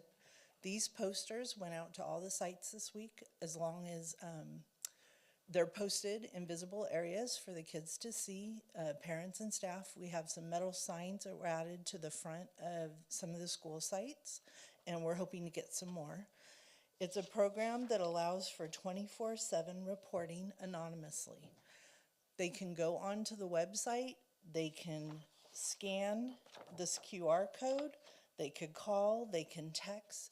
There's 3 easy ways for them to make the reports anonymously, and hopefully saving us from finding out things after the fact, whether on social media or vandalism that might happen at the school. Somebody could see it while it's happening, record it, and report it anonymously. That way they can upload pictures if they see the kids that are doing it, or adults, or anything. If they hear something about a school threat, if they're being bullied, cyberbullied, sexual harassment, it covers everything. And it's 24/7 monitored, 365 days of the year, and it gets to the right people. So, thank you. Does anybody have any questions for either of our presenters? Yeah. I do. First of all, I am so excited about the websites. That's been something that I've been in Glendora. My kids have been in Glendora schools for almost 10 years now, and that has always been a pain for me, and I know for a lot of our community members. So thank you for working so hard on that. And yes, making it so seamless and all connected. I think that is so important, and thank you. My question is for the WeTip. I saw it, I clicked on it, I wanted to see what it was all about, but I do want to know, are our students going to get training on it, or are the teachers, the principals going to have some type of conversation about it so they understand how it's used? Because I know kids hear, oh, it's anonymous, but they still have that fear of, no, they'll know it's me. When I sent out the new information to all the principals, now that we've updated all the staffing site information, there was a student link attached to that. It's up to each school site to present it to the students and how they want to present it, but we asked that they did present it to the students in a manner that the students, whether they showed them the link and had them watch it in their classroom or presented it at an assembly. we did ask them to give them the information. Dr. D, do you know how the schools are, No, I can follow up with each principal to see how they're doing it at their site, but some may run it through, middle schools might run it through a homeroom or first period, and others may do tutorial perhaps at the high school. But yeah, as in mass, the best way possible, but to have the consistent message, and that's why Tammy sent out the sample, and the links to some training videos and information about it, so that the message is being heard the same way across the district is the most important piece. Yeah. And I can reach out to the principals themselves and find out and report back if you'd like. thank you, that's so important. I appreciate all the work you guys do to get that going. I have really just one thing about the website. Again, it's not a question. I was always so frustrated trying to find my way. I'm not very tech savvy, and so it was really hard for me. I just kind of avoided it. And I'm at the school, but I didn't look. But one thing that was really exciting was my question in my mind was like, are those our students? And then I saw the little G on there. I was so excited. So thank you for using our students and not some random kids from who knows where. Appreciate that. Yeah, they are our students, and we kind of joked in the beginning. I look at Dr. Prince because the first iteration that we had, like the draft of it, it had some students that were pictured where our mission statement was, and they looked miserable. I was like, you couldn't find a better stock photo? There were kids sitting in like road desks, and they were like all straight faced. I was like, no. We need some better pictures. I didn't mention, there is an app as well. So you can go on the iOS or the Google Play Store, Android Store, and look for Glendora USD and download the app. That's still being developed. There's a basic skeleton for it, but you can access a lot of the information, including reporting and absence, straight from the app. So that's an important tool.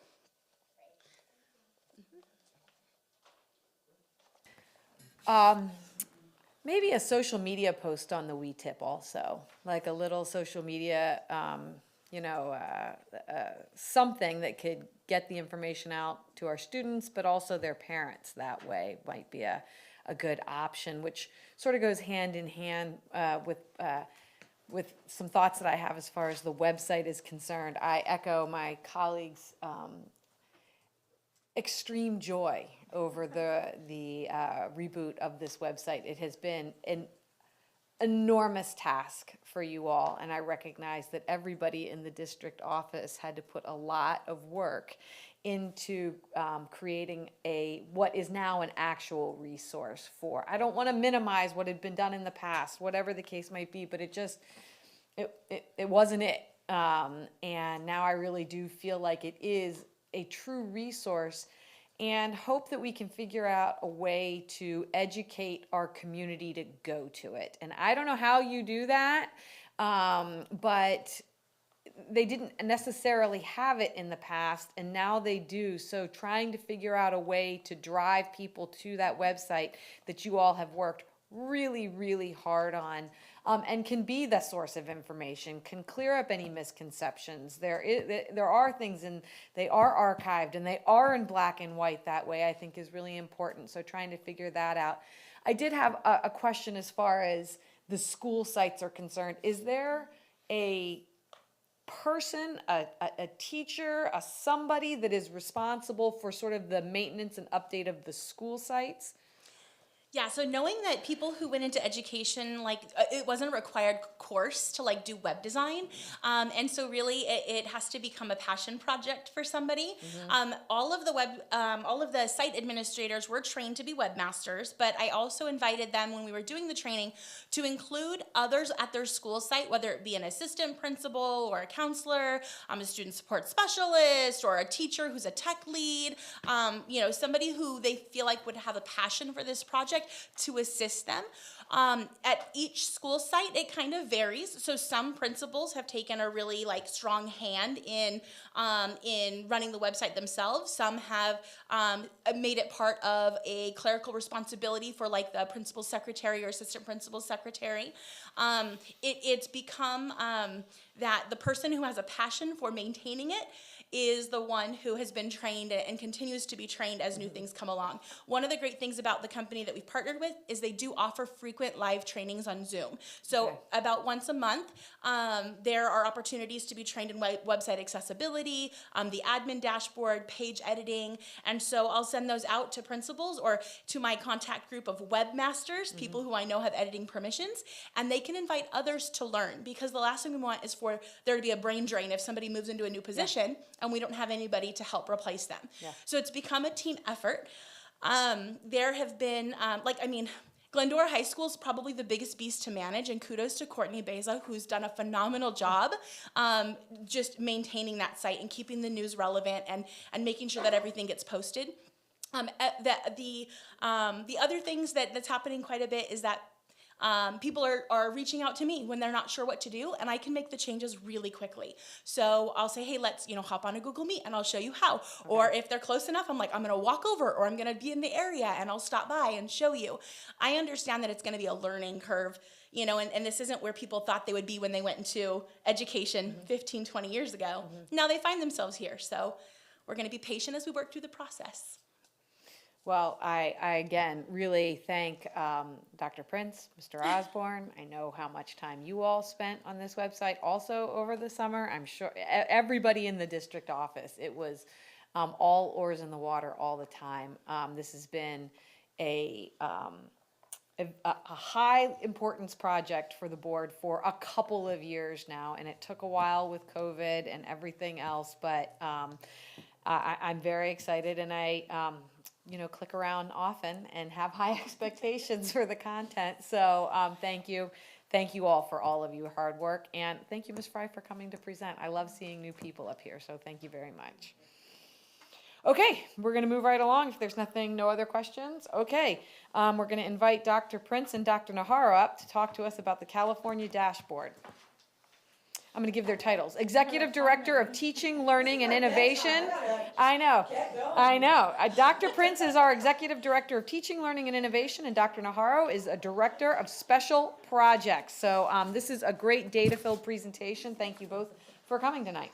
Yeah, and I am actually going to turn it over to Dr. Naharo, who has done really all the heavy lifting of this project, and then I'm here for moral support and Q&A. Okay. All you, Dr. Naharo. Thank you. All right.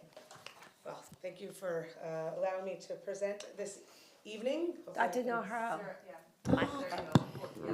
Like anybody's ever had trouble hearing me. That is definitely not a complaint I hear It's the often. people at Yes. home. No, even then, they could hear me right from here, all the way in their houses. Okay. Thank you for letting me present on the California dashboard. Congratulations, Dr. DeGrazia, board president, board members. This is maybe a passion project for me because it is all about numbers and data, and we all know that that is definitely something that I enjoy. So the California dashboard has restarted since for the last 3 years, we really have not had the California dashboard. Wait, how am I? Moral support. Mayday. There we go. All right. Like moral support. All right. So this year the dashboard is a status year only. So you'll see the images where on the top right, it looked like a gas gauge and it had a lot of colors. Before that, it was Trivial Pursuit, if you remember from years past. This year, it is a status year and it is in purple only. There's very low all the way to very high. The reason it is not a gas gauge and with colors is because we are not comparing from the years previous. We will do that in the future, but not as of this year. So when you first click on the dashboard, I'm still not doing it right, Jen. Evan, can you switch the screens for her? Yeah, that'd be probably easier. There you go. Thank you. So when you first click on the dashboard, you'll see the demographics of our district will be the first things that come up. These are the demographics for 21-22. The reason this is important is because when things are reported on the dashboard, it'll be for student groups of 30 students or more. And you'll see all of the different ways that student groups are represented. It is our English learners, foster youth, homeless, socioeconomically disadvantaged, our special education students, and then our with race and ethnicity, including African Americans, American Indian, Asians, 2 or more races, and so forth. So those are how the groups are called that are reported. The next thing that you'll see, thank you, on the dashboard are our local measures. The dashboard reports local and state measures. The first of the local measures, you'll see that on the very top, all met. So all of our local measures were met, and this data is then used for our LCAP. So in our LCAP, which is connected to the dashboard, our local measures are then analyzed to look for any areas that we need to improve upon or expand upon. But we did meet, and there is a narrative for each one of those measures. For the state measures, they report this year on 5 of the areas. There are 6 measures, but the college career readiness was not reported on this current dashboard. So I'm going to go and take you through each of those measures, what they measure, and what the data tells us. So the first measure is academic performance. And it's really important before we talk about what those scores were, is to note the history of the measures of academic performance. If we look back to the last time the dashboard was released, which was 2018-19, it was a full assessment, the Smarter Balance, which includes the Smarter Balance English Language Arts and Math, the California Science Test, and the alternative assessment. And then as you'll see over the 2 years, we did not have the state assessment. It was suspended, and then in 2020, 2021, the waiver was still granted, and we chose to use the STAR assessments to measure our data that year. So last year, 21-22, was an adjusted blueprint. And if you look to the next slide, it's a little bit about what an adjusted blueprint is. And the next slide shows the difference in time. So basically, there's 2 parts of the state assessment. There's the CAT, which is the adaptive multiple choice short answer, and then there's the performance task. And what they did when they shortened the assessment was they shortened the time and the amount of questions in the adaptive test, in the CAT. Next school year, it'll also be shortened. So we will be able to have 2 years of the same test to compare to. So is that this school year? Correct, sorry. The 21-22 and 22-23 will both be the shortened and the adjusted blueprints. If we look on the next slide, it's just a brief representation of those adjusted blueprints, and that does just share the different types of items and the numbers of items that are shortened. So by grade level in English Language Arts and Math. So we know what we're looking at when we look at the 21-22 data, and then in the future, the 22-23 data. So for academic performance in language arts, the dashboard reports this as what they call DFS, or distance from standard. Now, the academic data had previously been reported and made public on the testing site, and there, that was probably beginning of November, we were about 61.2% met and exceeded as a district in English Language Arts. But here it's represented as as distance from standard, and you will see that we were 24 points above standard, so we were rated as a high. And then you'll see that each of the different subgroups are also represented and given a rating. So you will see that we have no, in English Language Arts, there are no groups in the very low, although we do have some groups in the low area, and then we look at that as an equity gap, and then we work with our LCAP to analyze that and find strategies to reach all of our students. The next section is academic performance in math. Again, when it was previously reported, it was 49.13% met or exceeded the standards in math, and reported on the dashboard as 9.7 points below standard, or a medium.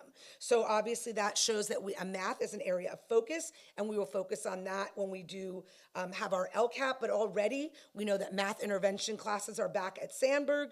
We have the course catalog for GHS, which has math intervention class as well, and our intervention teachers at the elementary level are supporting students in language arts and math.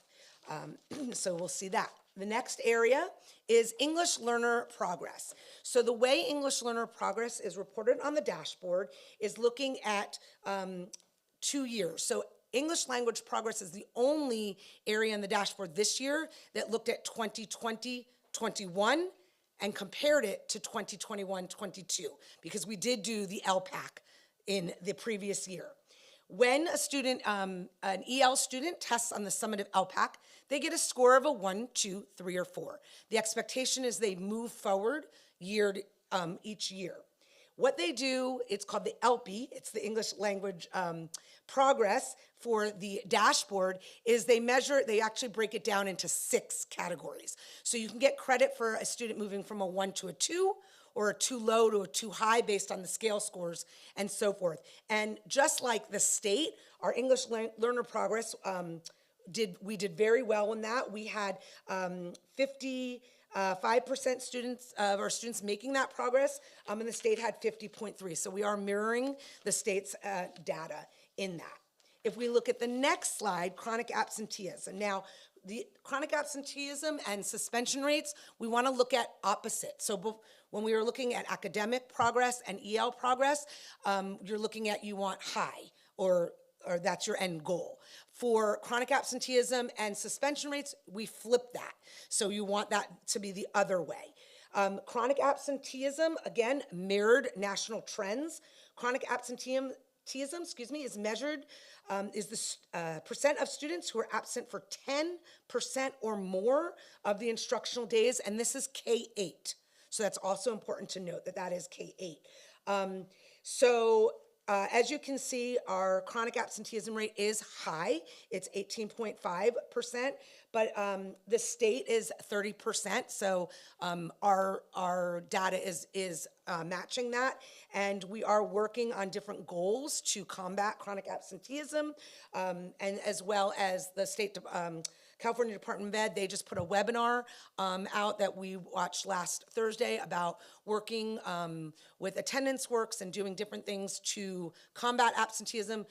Eric Osborne does a lot with the SAR and SAR process, as well as home visits and meeting with parents. So we're continuing to focus on that, and that will be part of the LCAP goals as well. Again, suspension rate, we want to look at that where our goal is again to be low or very low. And you'll see here, we actually had a decline in our suspension rate, and we had that as a low at a 2.3% suspension rate. And that is measured as students that are suspended for at least 1 day in kindergarten through 12th grade. So you will also see that we did not have any students in the very high rate as well for that. So we're doing well with our suspension rates. And our graduation rates, this is the percentage of high school graduates who receive a traditional diploma in 4 or 5 years. So some students receive their diploma that 5th year after high school, and that is counted in this graduation rate. And again, our 4-year, so they call it a 4-year adjusted cohort, is 97.4%. And this is matching the state's trends, which is also at an all-time high, but the overall for the state was 87%. So we significantly are higher than the average for that. So in the future, you will see that we will have, this year it's status only for all of them, which is that purple. But next year, everything but college and career readiness will then have that color reported. And what the color does is it measures change from 1 year to the next. So we will go back to the more traditional dashboard. However, college and career readiness will only be purple because it will be reported as a status year for that. And then things that are really important to note is Glendora Unified was 62 of 80 districts in LA were identified in differentiated assistance, and Glendora Unified was not. So we were one of very few that were not in differentiated assistance this year. So congratulations to everybody for their hard work. Like I said, we did follow most of the state trends. The next steps is we're going to use all of this data, like I mentioned, for our LCAP planning and for our goals and action steps. And then sites use that for their own school plans, revising that, and looking and digging deeper into the claim areas and to what that data says for their subgroups, so they can implement programs, especially in the area of math and in the area of writing, and of course, looking at how we can engage students to increase our decrease our chronic absenteeism. That is the dashboard in a snapshot. So the dashboard is a snapshot, and I've tried to summarize that for you. So I will thank you for letting me present, and if you have any questions. Thank you, that was awesome. You did a great job. Thank you. Explaining this, which is a lot of information. It is. But I do have one question that you kind of explained towards the end. You mentioned that there is current math interventions at Sandburg. Does Goddard not have that, and is it because they've identified they do? Okay, because I didn't hear that. They do, but Sandburg did not have them at the beginning of the school year, and we were able to bring them back second trimester, so we wanted to emphasize that for that school. Okay, so they both have them now. Mhm. And do they also have intervention for reading and the ELA? Okay. Yes, some of the interventions are within the school day. There's actual classes that are reading support within the school day, and then there's before and after school where there's tutorials for math. Okay, thank you. I wanted that clarification. Yeah, I appreciate and it. that is an area that we want to continue to focus on. Absolutely. Okay, thank you. Just a very couple of things. I know I've talked to Mr. Osborne about what is being done for the chronic absenteeism, because that one is sad. We've always had a very high attendance rate, and to see that come down. Do you think it's related to COVID? They got out of the habit of coming to school? Okay. It's a direct, if you looked at 2018 and 19 compared to what it is now, we're over double, and that's the biggest impact is COVID. So we're trying to do everything we can to re-engage our students into coming to school on a regular basis. And the parents? And their parents. Yeah. Re-engage the parents too. Okay. And how many students is that? I mean, we've got a percentage, but how many students? How many students are chronically absent? Well, right now we're at 17%. Party at the podium. Yeah, a party at the podium. We have, I know that it's 17% of the 6,000 that would be considered chronically absent, Can I 6,500. piggyback on that for real one quick? How come high school numbers aren't in that chronic absenteeism number? It's the way that the dashboard measures it is K through 8.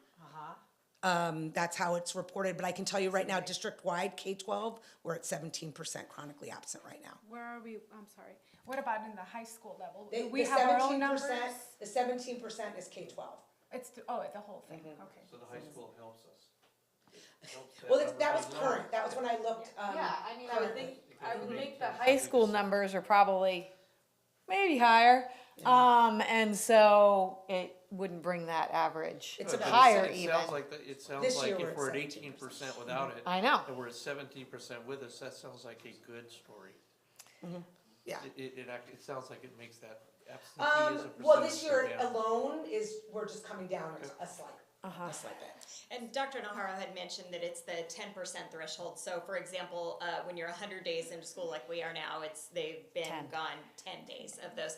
So when you think about a student who's had, say they've had COVID and they've had to go 10 days, you're immediately on the chronic absenteeism list right now. But there's lots of things we're doing, like Dr. Naharro had mentioned, that Mr. Osborne's heavily involved in SART and SARB, which is our student attendance review.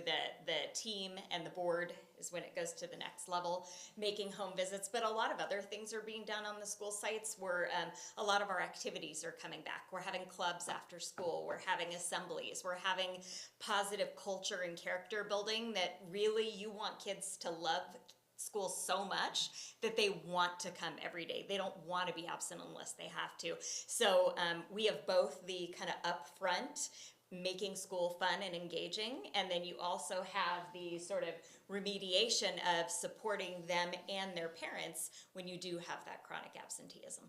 I wanted to mention, I did have a parent reach out to me because they were a little concerned. They received a letter about the, missing too many days. And they were concerned that their child will be held back. And it's a second grader. And so we talked about it, and I thought, there's a perspective that I hadn't thought of, and I'm sure maybe you guys have, but this child was in kindergarten, when COVID hit, and Now they're in second grade, and any little sniffle, they get scared. You know, they just want to stay home, and now parents have the option of working from home, and so it's easier to keep the child home. So I feel like I hadn't thought about that because my kids are older, and I send them to school. It's like, put on a mask if you don't feel, we definitely take the COVID test, but that's something to consider. And I'm sure maybe you guys are, how are you handling that with the younger families that I feel maybe they're a little bit scared to send their kids to school? The kids are scared to go to school. Yeah.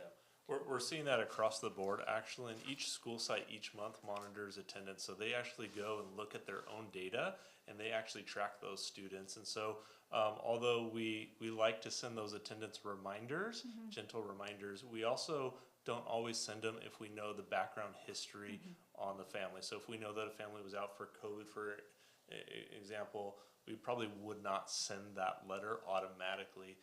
But sometimes those letters from the sites do come. I know I received one from my own daughter as well, and I'm a district employee. Right?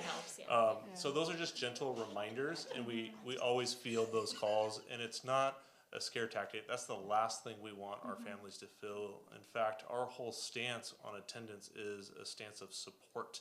And so even when we get up to my level where we're having the SARD meetings, it is not punitive. It is, how can we help you? We miss you. We want you to be here. A great example of that was just last week we had our monthly SARD meeting, and there was a student who came who would fall under this chronic absenteeism for sure. And he just had a compelling story. And a lot of our students are really going through hard times. And so we have support staff, counselors, student support specialists, our administrators, our teachers, our classified employees. Everybody is working to support our kids. And I had the great honor and privilege of meeting with that student at the high school this week actually, and got to share a little bit of my personal story because his story resonated with some of my upbringing, and just encouraged him. And so we're going to continue to follow with him, and if he's listening, he makes it this week, he's going to get some shoes from me at the end of the week, so as an incentive. So we want to incentivize our kids, we want to support them and our families. A lot of the issues we're seeing, yes, we have the illness, right? Flu's going around, COVID, all of that. But a lot of it, especially with our high school students, our middle school students, is a direct result of anxiety. And so the counseling supports that we could offer as a district are absolutely critical for some students who just aren't ready to come back to a traditional school setting. We have home hospitals, so we've had the highest number of home hospital students ever this year, and the vast majority of them are bringing notes because of concerns of mental health and anxiety and depression. And so as we work to provide them education alternatively, we need our teachers to provide those services outside of their contractual hours, and then we want to encourage them, once they get to a place where they are ready, they could transition back to school. So a lot of these numbers are inflated because of the pandemic of anxiety and depression, unfortunately. So are teachers being trained in identifying these students, and because they're the first ones that get to hear about these absences, and how are they being told to handle that? Like, is it a phone call to the parent? At what point does it get moved up to now the administrator is dealing with it? Yeah, so we actually have an attendance protocol, and I could share it with you. And so we want the teachers to make two calls to the family, because the teachers are the ones that have the relationships with the students. From there, we go to the front office. The front office would make 2 calls, then the administrator, and then it gets to level 4 or tier 4, which would be the administrator and myself doing a welfare check and a home visit. From there, we would go to the SART and SARD process. You're welcome. Thank you for reporting on academic performance. It's refreshing, and I like to see that focus. Is this going to be posted somewhere where our parents can, after this, it'll be posted easy on the website? It actually is on the website. It's on there already. So It was made public December 18th, and we posted it that same day. We posted the link and a summary of what it is. Perfect. That's all I have. Thank you. Thank you. I love a chock full of data presentation like this. So thank you very much, Dr. Naharro. I know that you had a lot of fun making this presentation. You had mentioned, so we get these numbers, and if there are areas that we need to work on, we go to our LCAP and we make the plans moving forward. But as you mentioned in your presentation, it's not like we wait a year, right? It's not like we get these numbers and we say, okay, for next year, we're gonna do this. Now, there are things like at Glendora High School, there's going to be that math intervention class that gets put back into the schedule. So yes, there are things that look like that, but then there are also, sites get on it right away when they start to see numbers like that. So I do wonder though, do we have standardized processes as far as interventions go, say at the elementary level? Like are all 5 sites sort of working the same way as far as intervention is concerned for the elementary level? And then maybe secondary looks a little bit different, but I'm just wondering about standardization processes. So we're beginning that right now. There's a lot of work going on with the intervention teachers at each of the sites. There's criteria that is used, and we can use a couple of our data sources to gain that information. We have access to Schoolzilla that we just completed a bunch of trainings on, where we can use filters to find students that would meet certain criteria. So the intervention teachers are using that. Of course, every site has a little bit of a different focus depending on their scores, but this started right at the beginning of the school year because we have pre-release of scores before they go public. And so that is, the first process is the school plan. The school plans that were approved in October, all of those have all of the data, the claim areas and the focus areas. So that's the first part, looking at it globally, school-wide, and then breaking that down. So all of the intervention teachers work to analyze that data for each of the school sites. And then we are looking at, we did implement Spires this year at Stanton using some of our Title I funds, and that will then be replicated next school year to all of the sites. It's a reading intervention phonics-based program, so that all of the intervention teachers will have access to that for phonemic awareness and phonics for reading. And then there's also a intervention piece from our Wonders that each of the intervention teachers can use as well. So it's supplementing and supporting our already adopted ELA curriculum.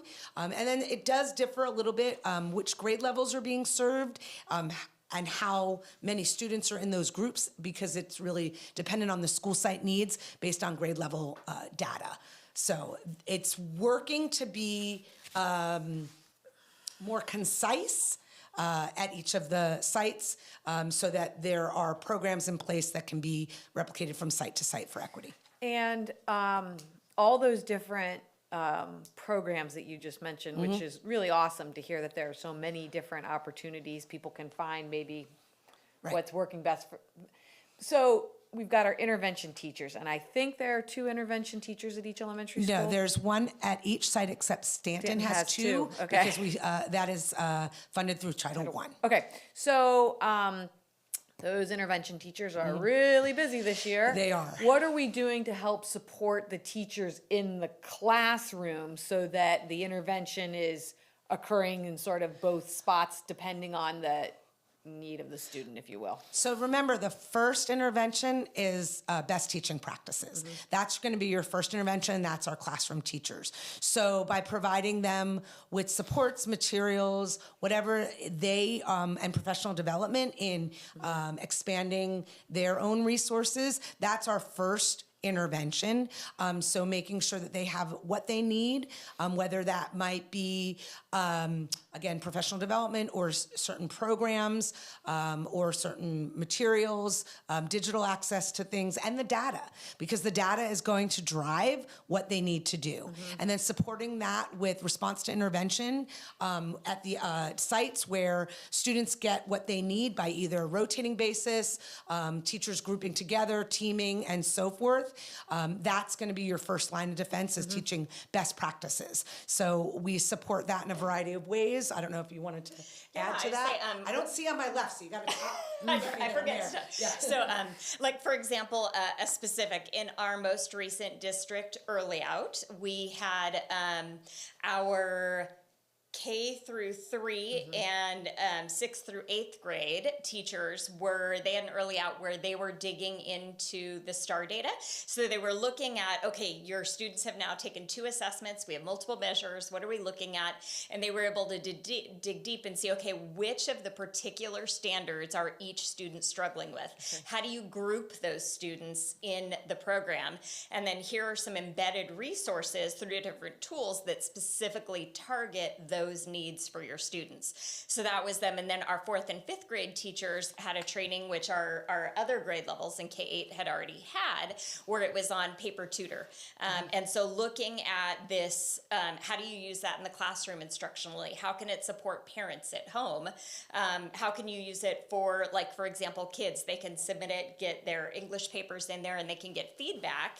As a former English teacher myself, I know it would take, when you're trying to provide draft feedback on 125 essays, it takes a really long time, and those kids have to wait that long to get it. If they're putting it in paper tutor, they can get it back within a few minutes, and they can start working on that draft. So we've really been working on the professional development to have our teachers know all those resources really well. And then on the other side of it, with the social emotional, some of our teachers had some training on Character Strong and how to utilize that for the social emotional support in the classroom. So using a lot of PD to help our teachers with various resources. That's awesome. Thank you. I appreciate it. One more thing. On the flip side of that, what are we doing for our overachieving kids? Right? Because that's important too. I get a lot of feedback, I'm bored, and I think equally important, right? It's important that we keep them engaged, interested, so that they want to come to school and they want to continue to work hard. Yes, so our teachers are experts at differentiation, so they every day in the classroom are challenging different learners, but we are also, we have another professional development model. We are starting, February is our first time, and we are doing the depth and complexity framework that helps students go from through all the different levels, digging deeper and thinking more critically and getting more abstract and actually applying it. And we're doing a trainer of trainers model. In the past, we have occasionally had people come in from out of district. They do like a one-day training and then they're gone. And as we have teachers move grade levels or schools or retire, you lose those experts and you lose that resource. So we're doing a trainer of trainers model. So we have 2 teachers from each of our school sites who are going to be experts trained for 6 days. At the end of those days, 5 days, at the end of those 5 days, they have everything they need to not only train their school sites, but also to be the resident experts, and we deliberately chose them. So for each school site, they would have one that is an English or social sciences expert and one who is a science or math expert, so that they can really work together and continue to do that PD with their school site. What does that look like for the student in the classroom? Oh, excellent. So for example, if I'm in a social sciences, if I'm doing like the lowest level, when you think of like Bloom's taxonomy and those lowest level, I can memorize something. But then later, can I actually compare it to other things? Can I analyze it? Can I look at that and apply it to something completely different and take, say a concept I learned in my English class and actually apply it in a social sciences class? Can I look at a real world problem and solve something with the knowledge I got over here? So it's really looking at building on each of those and really building critical thinkers, the kids who can look at it and look at, say, a nonfiction piece and look for, is there bias here? Where's their evidence? If they've made claims, where's the evidence of it? How does this apply to real life? Are there things in the world around me that this relates to, so current events? So it's really teaching them to be critical consumers of information and to dig deeper and apply it elsewhere.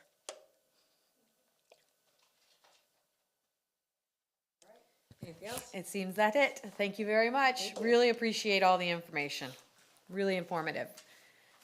And that's under the staff presentations tab on the website. Where are we with this? It will be tomorrow. Okay. After they present it tonight, it will be uploaded in the morning. Thank you very much. Do your 3 clicks, but give me till. Okay. All right. You've got until 7:38 tomorrow morning. Thank you very much. Can I ask Dr. Prince, one more question? You may. She sat down. Yeah. Dr. Prince, when you were describing that, applying it in a new situation, is that like the cold model, like under active experimentation, or that model of learning, where they take something they realized as an abstract concept and apply it in a new setting? Yes. Yeah, so you want them to be able to understand it so deeply that they can apply it to Right. something Use outside that of where they knowledge and learned apply it. in Yeah. a totally different setting, but based on that experience? Exactly. Thank you. Okay. Believe it or not, we're going to move on to discussion action items. And item number 7.1, Canva for Education Services Agreement as presented. Informational only, no action will be taken. Dr. DeGrazia. Yes, thank you. This really is to confirm our contract with Canva allows multimedia use and application for not only our teachers but our students. This allows for some professional development going forward from the company, free of charge. And this is a 3-year contract that is free of charge for the use of such the program, its platform, its applications. It's greatly used by many district office staff. It's very useful for social media and social media posts, but also applications as students work in classrooms on projects and processes and pieces of their curriculum in all of their classes. So it's a good tool, and we use it, students use it, and it's very beneficial. 3 years, no charge, not a bad deal. Yeah. That was my question. So it's free for 3 years? Free, yeah. And then with the expectation that on the 4th year, you'll want to buy it or want to pay for the... I was going to say, Dr. Prince must know everything. I was like, because I use Canva, but I had to pay. Yeah, So that's great that you guys get 3 years. So Canva for Education is actually free. A lot of our teachers and staff, myself included, have been big fans of it for years, and we've used it on our own or paid for individual accounts or small group accounts that we used as teams. But they have started offering for education for free.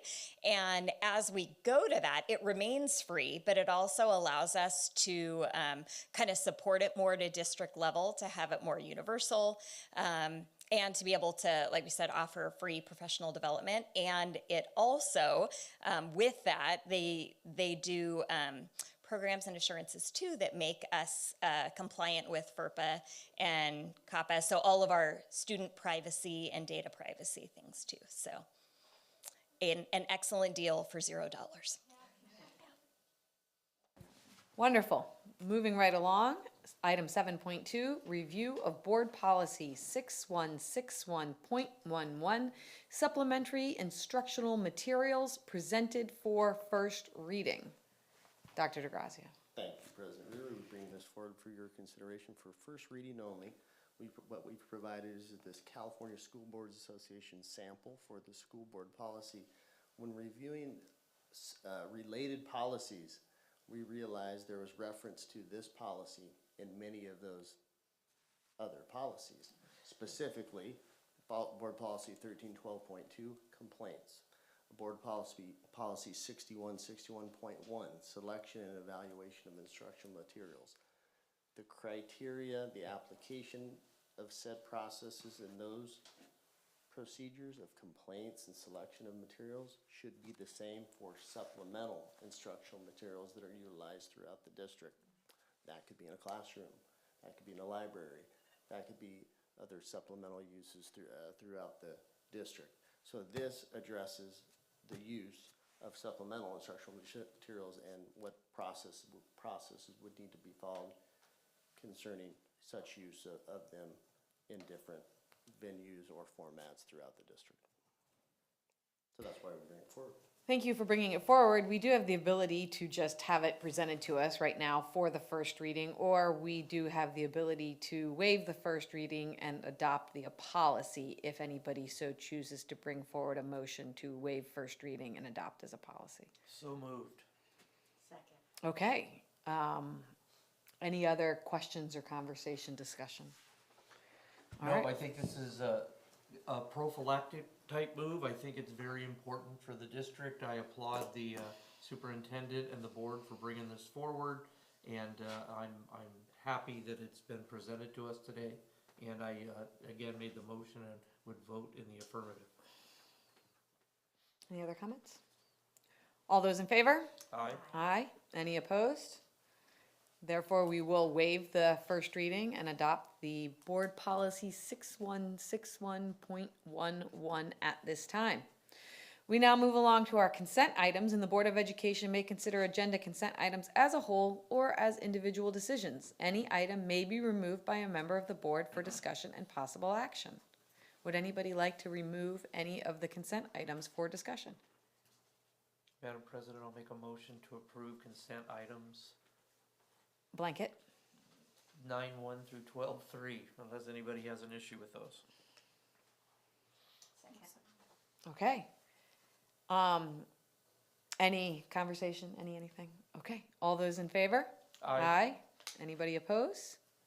Oh, look, Dr. Bonner's coming back.